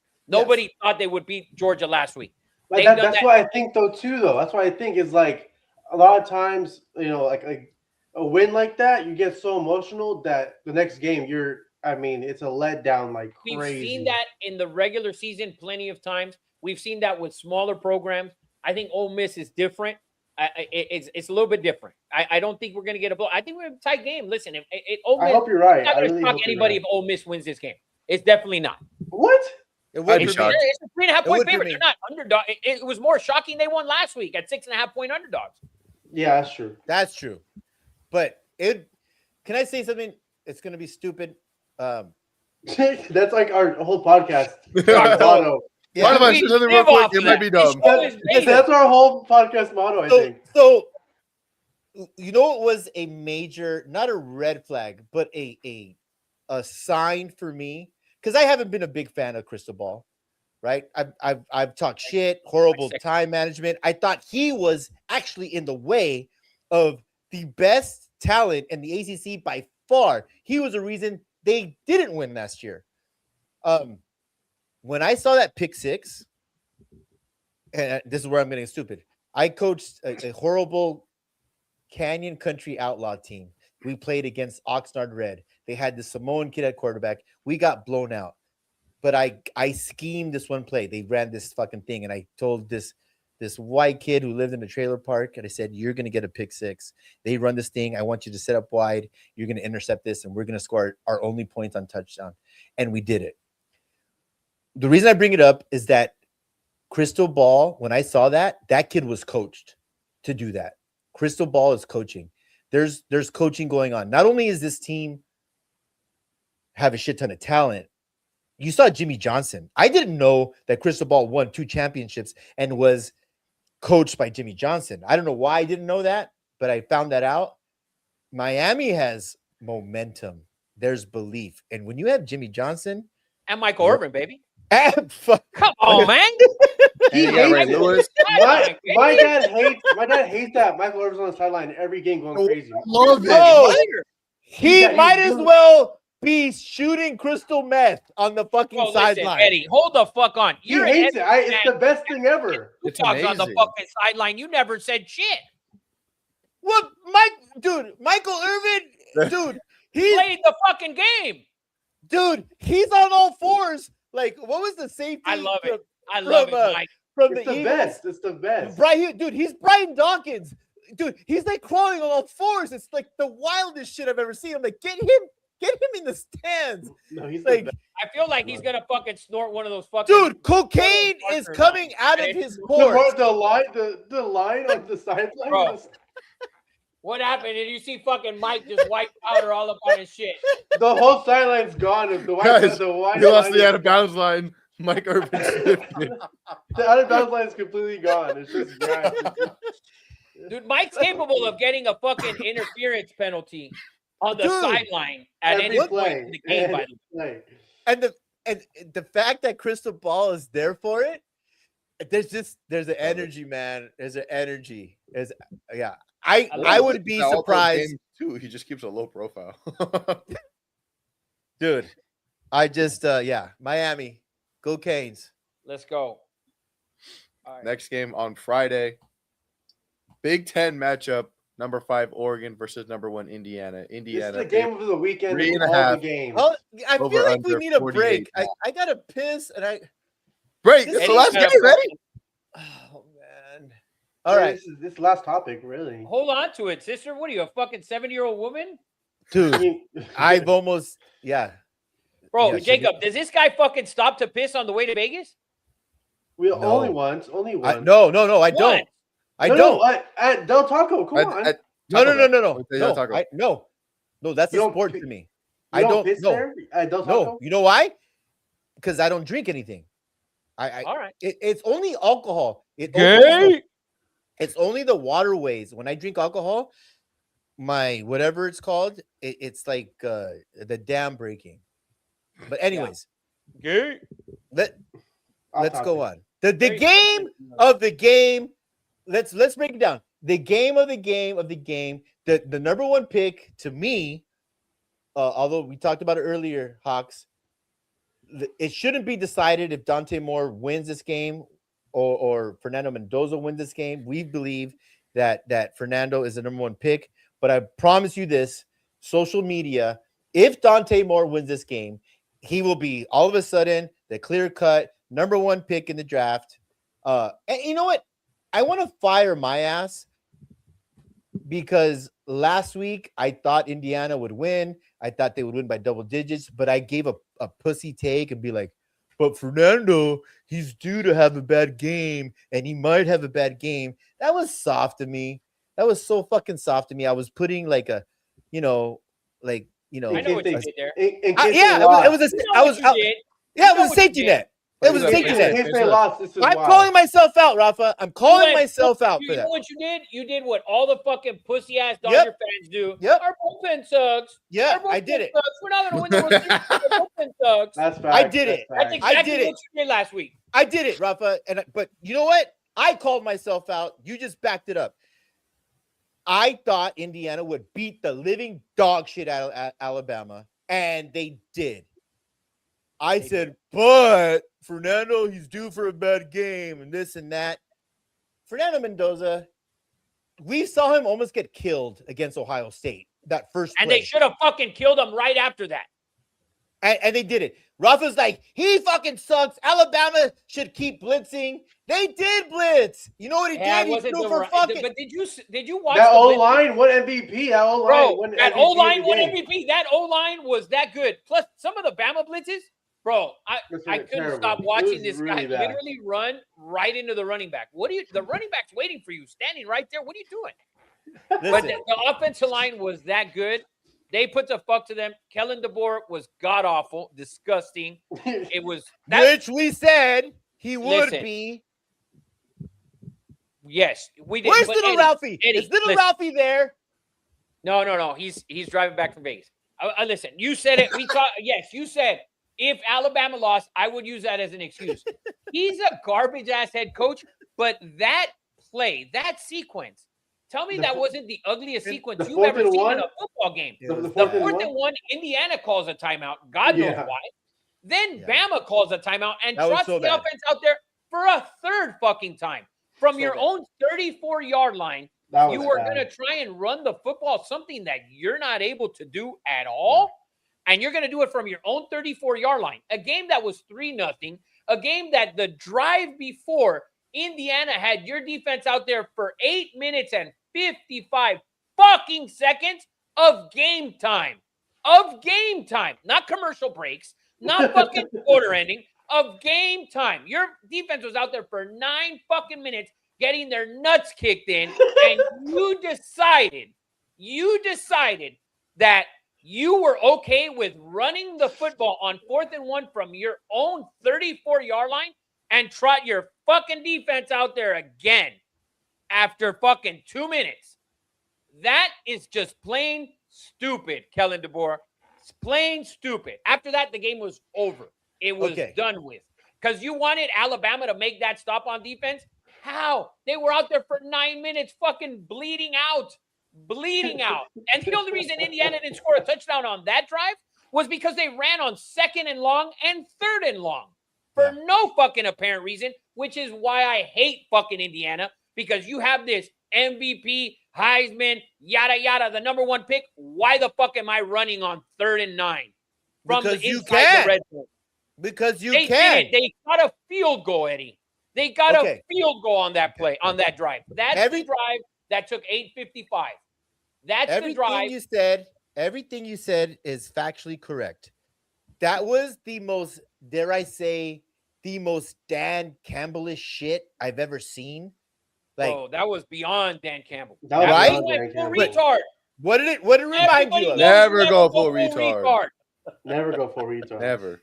Never Okay. go full Dan Campbell. Never go full Dan Yes. Campbell. But Rafa, they only got a field goal on that. Again, Eddie, they're in a 3rd and long, and Fernando makes that fucking throw on the post on the 3rd to the end zone. That was fucking incredible. My problem is, I agree, they didn't have momentum. But you know what shitty quarterbacks do and bad teams do? They give momentum back. Signetti and Mendoza didn't give momentum back. My only problem with you talking shit is that you didn't give credit to Indiana keeping the momentum. That's it. Everything you said is facts. That was dumb, stupid, and everything else mixed. because I can't give you credit for something that was given to you. You understand? He gave them that. Right? It's like you were given that. That's the problem that I have. You were given that momentum after your team went and had a long drive against you, and you didn't do anything. Listen, you got to 4th and 1, fine. What's the difference of punting the ball and trotting your defense out there again? That you're going to make Indiana drive 70 yards. That's the thing. That 3rd, and listen, that was a great play by Mendoza on that 3rd and long, that touchdown pass that was right so over the top of the defense in the middle of the field. It was a great throw. There's no doubt about it. It was a great fucking play. But the ball shouldn't have been so short. The field, it shouldn't have been 34 yards for what is what was ranked one of the 2 best defenses in the country. What is the Heisman? There is no need to give them that. There is no need to pin your team back like that. It's just no point. Not at that part of the field, not after the drive that Indiana just had. That's the thing. And who the fuck? And it's in the 2nd quarter. It's 3-0. It's not fucking 10-0 in the 3rd and my team can't score. It's 3-0 in the 2nd quarter with the entire 2nd quarter left. It was a bad time, a bad decision all around. Terrible. And the sequence building up to it. Timeout. What the fuck are we doing? Now, listen, we can What go the over fuck this anytime. Hakatomi Plaza, help me out on this. We agree with Rafa. Do we not agree with Rafa on this? Yeah, we Okay. do. What's the problem? That is the University of Alabama, the Crimson fucking Tide. What about the other 31 fucking points? 38-3. And you are not going to pick Indiana again. 38-3, Rob. I'm not picking them either. I'm not picking Indiana again. I'm not picking Indiana again because, like I said last week, Oregon's team can run the football. They understand what their strong point is, and it is running the football and playing defense. It's hard to beat a good team twice. Okay, we said it. And in college football, we've seen it. Although it involved both games with Georgia.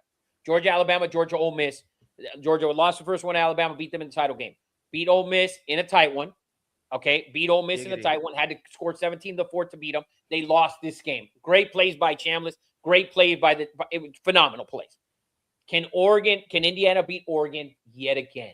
An Oregon team that beat Texas A&M, a team that everybody loved defensively, yada, yada, yada, yada, right? We knew A&M, their offense was no good. They proved it. We said it last week. That offense was no good. Oregon +4 I fucking love Oregon plus the 4. Yeah, me too. I think they cover the 4. I think they win the game outright. But if they lose, it's a field goal game. I think your 4 points are safe on Friday night with the Oregon Ducks. It feels like roles have flipped. Like Oregon's like, all right, like we have no pressure on us. Like we can just go out there and play. And Indiana has now all this built up pressure. Like we have to win now. Like we are the team. And it feels like that's just gonna, I don't know. I have this weird feeling that Oregon's gonna kick their ass. I feel like Oregon's gonna win that game like outright. Like it won't be close. I have a weird feeling. Listen, I'm going to disagree with you there because I think you have 2 elite head coaches in college football and 2 elite quarterbacks this season in college football. Facts. So you have elite on elite. Both defenses are top 5. Okay. Both teams can run the football. Okay. Or Indiana runs for over 250 yards a game. Oregon is right there as well. Both teams can run the football. Both teams have great quarterback play. Indiana probably a little bit better quarterback play this year. Both head coaches are phenomenal. Great clock management. Clip that, Eddie Money. Because last year, Eddie's like fucking Leonardo DiCaprio, where he's snapping. He's like, yep, there it is. Listen, everything in this game is best on best. There is not one unit that is superior than the other by either team. Right? The coaches are elite, the quarterbacks, the offensive lines, the defensive lines, the running backs, everything. Oregon maybe is better at tight end. They're probably better at receiver. Okay? But the quarterback play, you got to give the edge to Indiana. I give the edge to Oregon in the game. I think they cover. If they win a tight one. I can see Indiana winning this game. I don't think it's a blowout like Jacob says by either team. I would love to see an Oregon blowout. There's no doubt about it. I just have this weird. It's just a weird feeling that I had that Oregon feels like we have your ass. It just feels weird. I had this weird feeling about Oregon winning this game by more than 6-7 points. Eddie Money. You know what I see when everyone's talking about this game? You know what I see? I see Fernando Mendoza like in a chemistry lab with beakers and doing this shit, right? Like he is going to be so fucking prepared. And I have a take about Mateo. You know, if you guys don't know, my son's with the St. John Bosco, DJ Uingalele, quarterback, Mateo, little brother, young concrete, had a huge game-changing play last week. I don't want to sound horrible here, but as I see Fernando Mendoza memorizing everything about this game, I see Dante Moore playing like, you know, Soldier Salute or Super Mario Kart. I know it's a horrible fucking take. I just think terrible take. I think Fernando Mendoza is going to outsmart Insignetti. And I love Dan Lanning. I love fucking Dante Moore. I just think Indiana is going to be too smart. Don't post what I just said. Yeah, please. I think Matt's right though. I want to see. I would love to see the U versus the O. That's the best game available right now for the final. That's the best game available. That's what I had. No, Eddie. You have Indiana. Eddie had Miami and Indiana, and I think I had Oregon and Ohio State. Okay. But to me, the best story would be Miami. Miami getting there. Of course, the game's in Miami, and then Fernando Mendoza, the kid from Miami. Yes. For Indiana, the Heisman, the kid from Miami, from Little Havana, from Hialeah, from everywhere down south, and the family, and fucking, you know, making fucking lechon on fucking Sunday night before the game, and having the guys over. That is the story that ESPN wants. That is where they'll have 50 fucking reporters down there leading up to this game, and it will be wild if that is the game you get. Okay, do I want to see that game? I would love to see that game as long as Indiana wins by 3 points or less. So I like Oregon plus the 4. I would love to see Fernando against Miami. It would be. I mean, listen, it'd be at least before the game, it'd be an all-timer. I don't know if you can get bigger storylines than that. Home Rafa, team, basically. I want to go to Miami, baby. I want you to take me to Miami. I want to go to Calle Ocho. I want to fucking dance. Papi, please take me to my Bobby, please take me to Miami, Take me to please. Miami, Bobby, please. Bobby, Papi, please, Miami. Bobby, That's what you sound. Listen, before- I mean, come on, man. They all Wait, want let it. me with you. And they all want it, and ESPN wants, and everybody wants. They want Indiana, Miami. Are they going to get it? We'll see. I think Indiana, Oregon, I think is the best matchup that we probably could have got, at least in this bracket, probably in the playoffs. To be honest with you, it's probably the best game that we could have got before the title. You game. think so? Yeah, And I think usually, and Rafa, you'd agree with this. Hakatomi and Eddie Money, you'd agree with this. Rick Usually, Flores, when we did our bracket, we can go back to it. I had Oregon Yes, sir. in the top bracket Yeah, he did. He did. Yes, he did. against Ohio State. Don Yeah, Merkin and- said Why is he Miami hating on you, Rafa? what does Don? What does Don say? Oh, said good. Miami Baby. Merkin, baby. Family, Rick. Is fucking said- Merkin Monday? What's He Merkin said saying? Oregon blows, Miami Merkin. See? And Miami he's Merkin. That's what I'm talking about, Oh, dog. He lives in Oregon. He lives He in knows. Oregon. He knows Oregon blows, baby. Miami He Merc. lives in Oregon. and Miami Merkin's wearing a Merkin, two baby. nobodies. He's wearing a two nobodies fucking hoodie right now, man. So, listen, I would agree with you. It's everyone would agree. It's very difficult to be a good team twice, but Indiana beat that ass in Outson, man, in Outson. So how easy is it gonna be? Beat them by inches. that He's a was good. That was good. I see what you did there. I see what you did there. I love it, man. He I said, love "Love you it. guys." Love you more, man. Love you, Don. So I'm hyped. I'm hyped for Thursday through Monday. I'm It's so gonna be a hyped. great weekend. That's it. is that it? I That know is Rafa it. wants to talk. But listen, we have 9 minutes.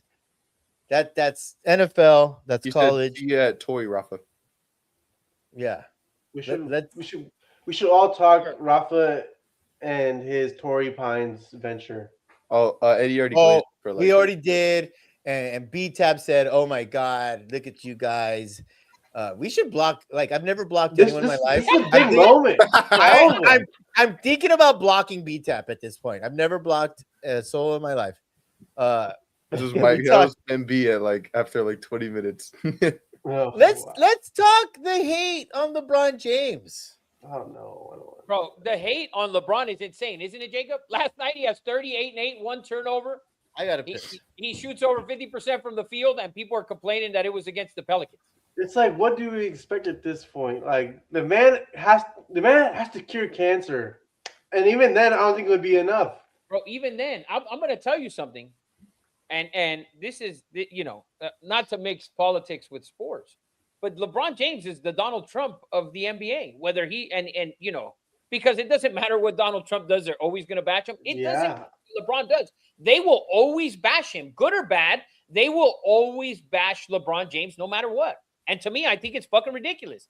I know all these old heads want to believe and they want to love Michael Jordan and all he did for the game and all he did for their childhood. And listen, during that time, you guys were all fucking coked out and fucking all sorts of dumb shit you guys were doing. Nothing was real. Nothing was real. At that Nothing was time. real. Everything was a figment of your imagination. Yeah. Of course, 100%. And listen, Michael Jordan won 6 titles. There's no denying that. Okay, Michael Jordan won 6 titles. Boo fucking who?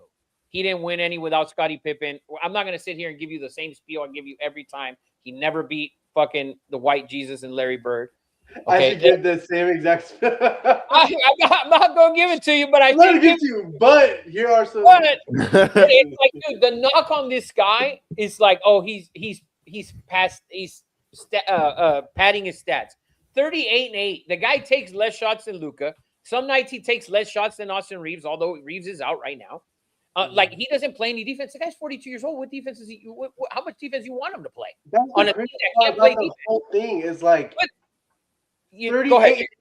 38-8, and he's 41. Like it shouldn't make sense in our world, but yet it does, and it's like it's never enough. It'll never be enough because they're spoiled. They've been spoiled by his greatness for so long that when he leaves the NBA, like, have you seen how stupid Laker fans are? That they go and there's this chick who goes, oh, who's the most overrated player in the NBA? She's outside of Staples. They all say LeBron James. Yeah, I've seen They that. all say LeBron James. Like, he's the most overrated. The guy averaged 25, 8, and 7 last year, shot almost 50%. His whole career, that's what he averages. Bro, he averages almost 28 a game, 8 and 8 for his career, and he's overrated. He has the most points ever with less shots than Jordan when he passed him by like 1,000. Like, it's insane. And just they're in the game with the Spurs right now, Rafa.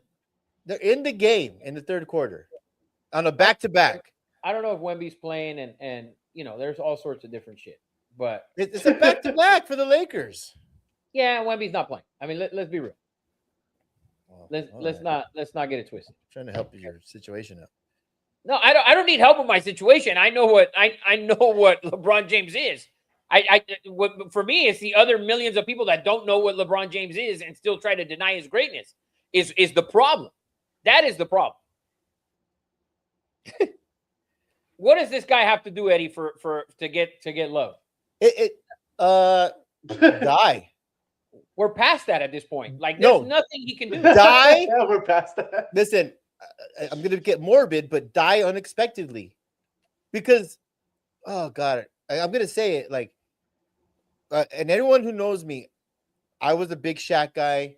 I wanted Shaq over Kobe. Kobe, although won championships, I became the president of the Kobe hater, right?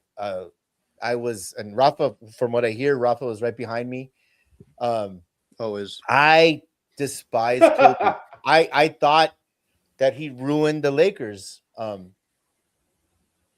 I'm soft on Kobe now because I hear the stories, and I knew it was the right decision. You can't pick the guy who's not working out in the summer, who says, I'm not getting surgery till the season starts. It was the right decision for the Lakers to pick Kobe over Shaq. It was the right decision, hands down. But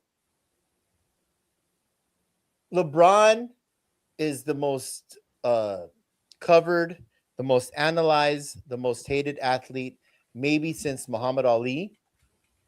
And the only thing that would soften these LeBron haters, which is crazy that they're Laker fans, would be an unexpected death.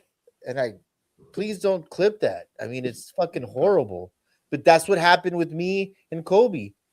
Like That didn't happen with me with Kobe. Oh, Don't clip that. You can clip it. I'm not because I'm not going to deny.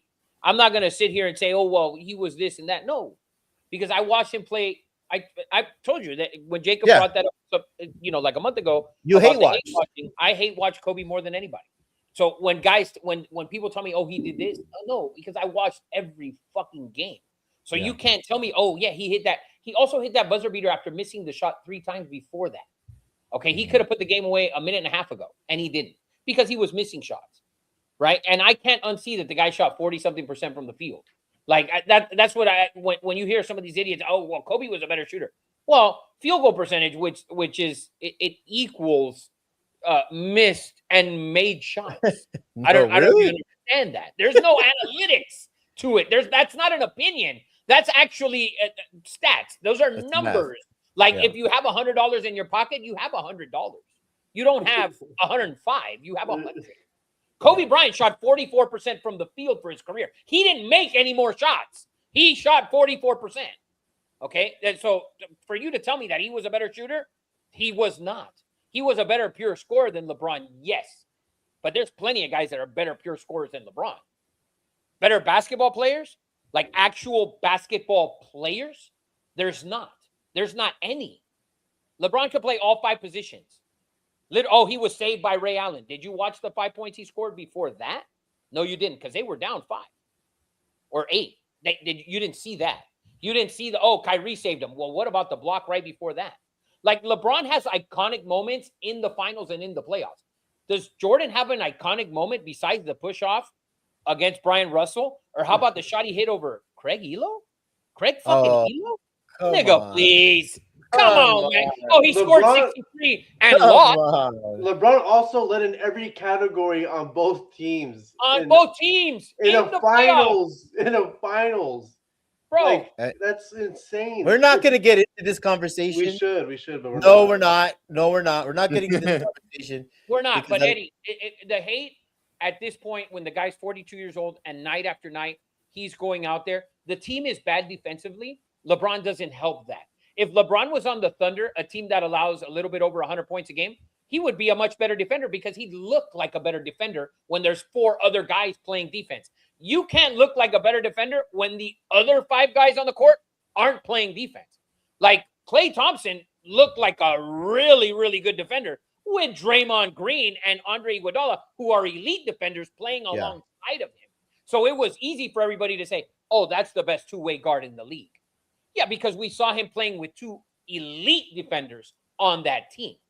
Okay, so when you look at the Lakers now, a 42-year-old LeBron playing with 4 other guys that are under the age of 30 and don't play defense, it's not going to help his defense the way it looks anyways. Oh, well, he's lazy running down. He's 42 years old. It's the fucking second quarter. He's not doing that in the fourth quarter down a point. You're not going to see that because you still see the chase block. You still see him attempt that at certain points in the game, at the end of the game when it counts. But if you're going down and there's 30 seconds left in the game, LeBron James is going to play defense. He's going to play defense. Luka's not going to play defense because he can't. He's No, going to try, but he can't. He's trying. He's getting better. Can I say, Rafa, that it's more than that for me? Can I say that what really turned me against Kobe Bryant was that video? Because this is facts. Kobe Bryant didn't go to all the Lakers practices. And it's not because he wasn't working. We all knew that Kobe woke up at 4 a.m, practiced, 3 to 4 times with the lift, with the run. No one worked harder than Kobe Bryant. I know this. In the NBA right now, we've heard the stories of LeBron working, getting there 3-4 hours before a game, working out. LeBron has that work ethic. Obviously, at 42, you couldn't last this long without it. But the difference is that LeBron goes to every practice.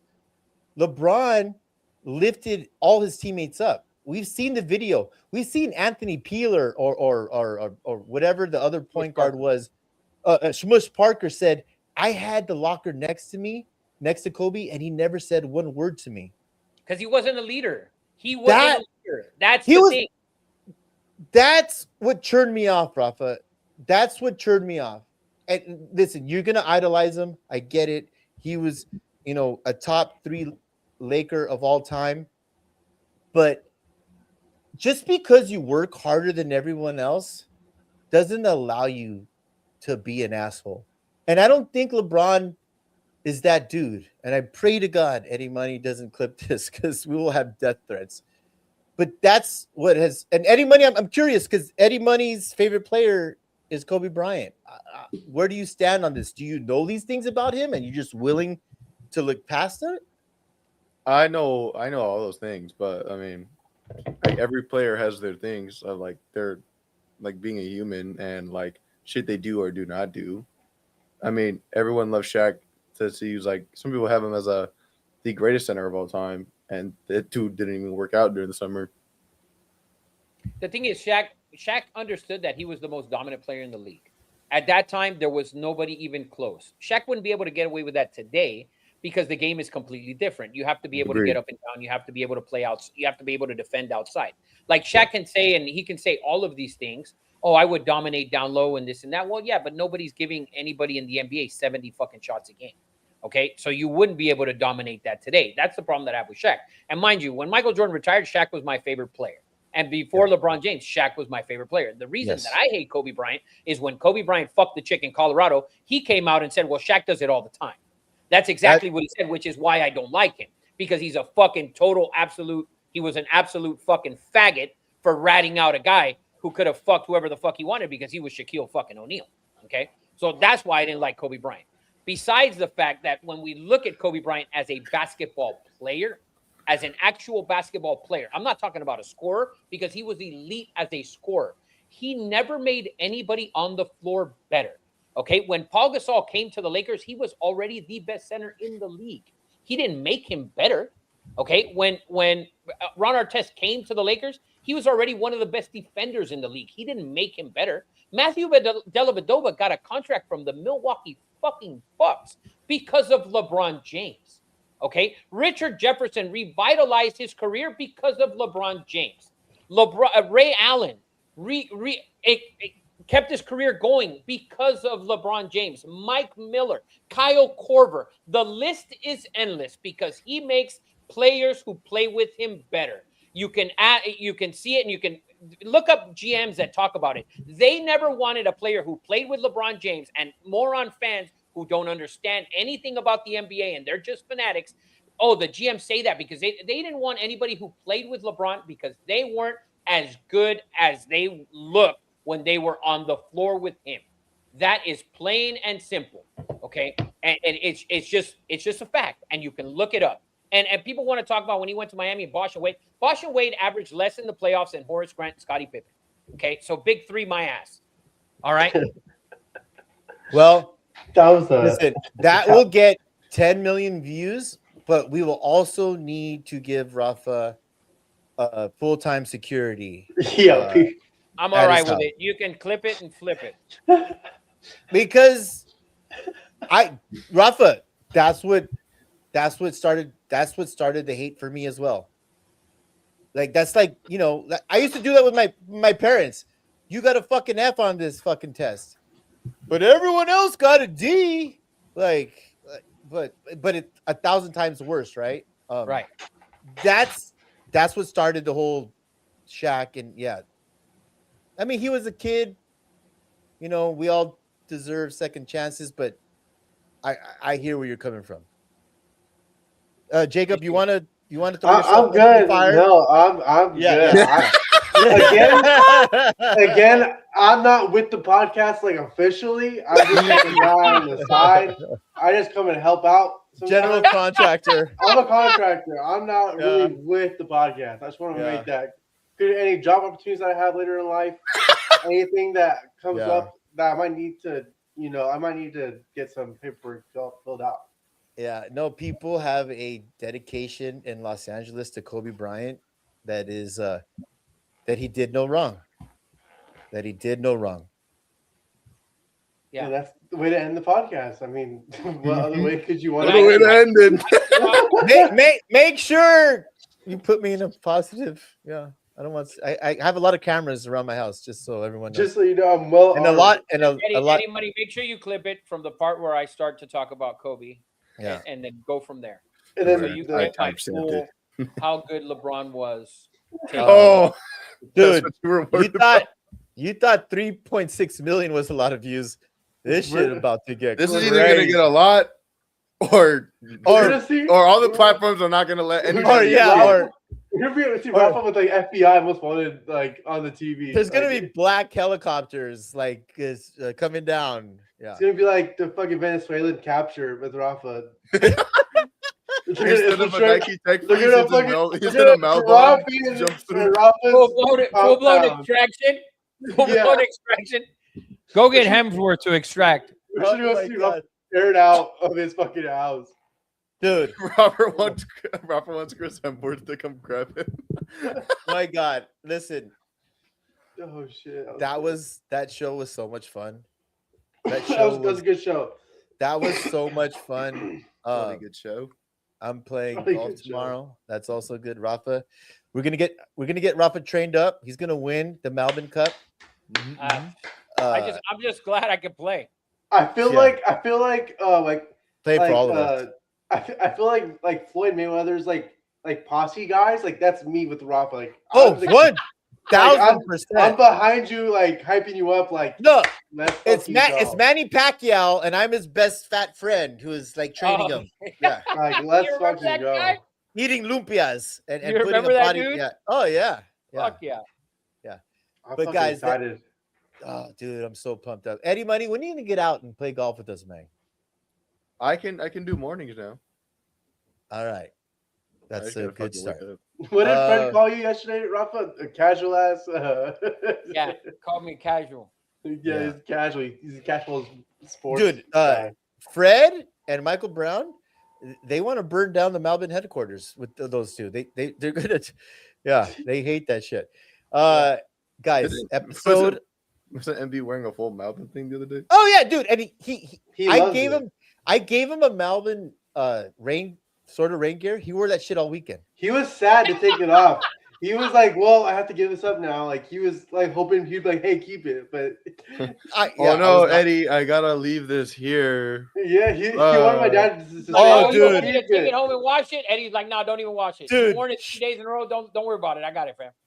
Hawks, you're not lying. I felt the pressure to be like here, but I wasn't gonna do it. Yeah, my brother was like, "Oh, well, I guess it's time to leave." Only it." because it was a medium and it was a little bit. If it was a large and fit him better, I might have given it to him. But I guys, love it. 2 hours and 40 minutes. I had the best fucking time. We talked a ton of shit. I want to say thanks to Matt. Matt, send us that picture of you in the red jersey. Please. Rick, thanks for hanging out. Michelle, anyone. Tapia, you almost got blocked. B-Tap, you're hanging by a thread, buddy. You're hanging by a thread. And I know we love you. You love us, but my God, we could only take so much abuse, Papa. Rafa, any last words? No, man. Enjoy the weekend. Make sure you play some golf. Yes. Yeah. Eddie Money, looking for a job. Eddie Money is graduating.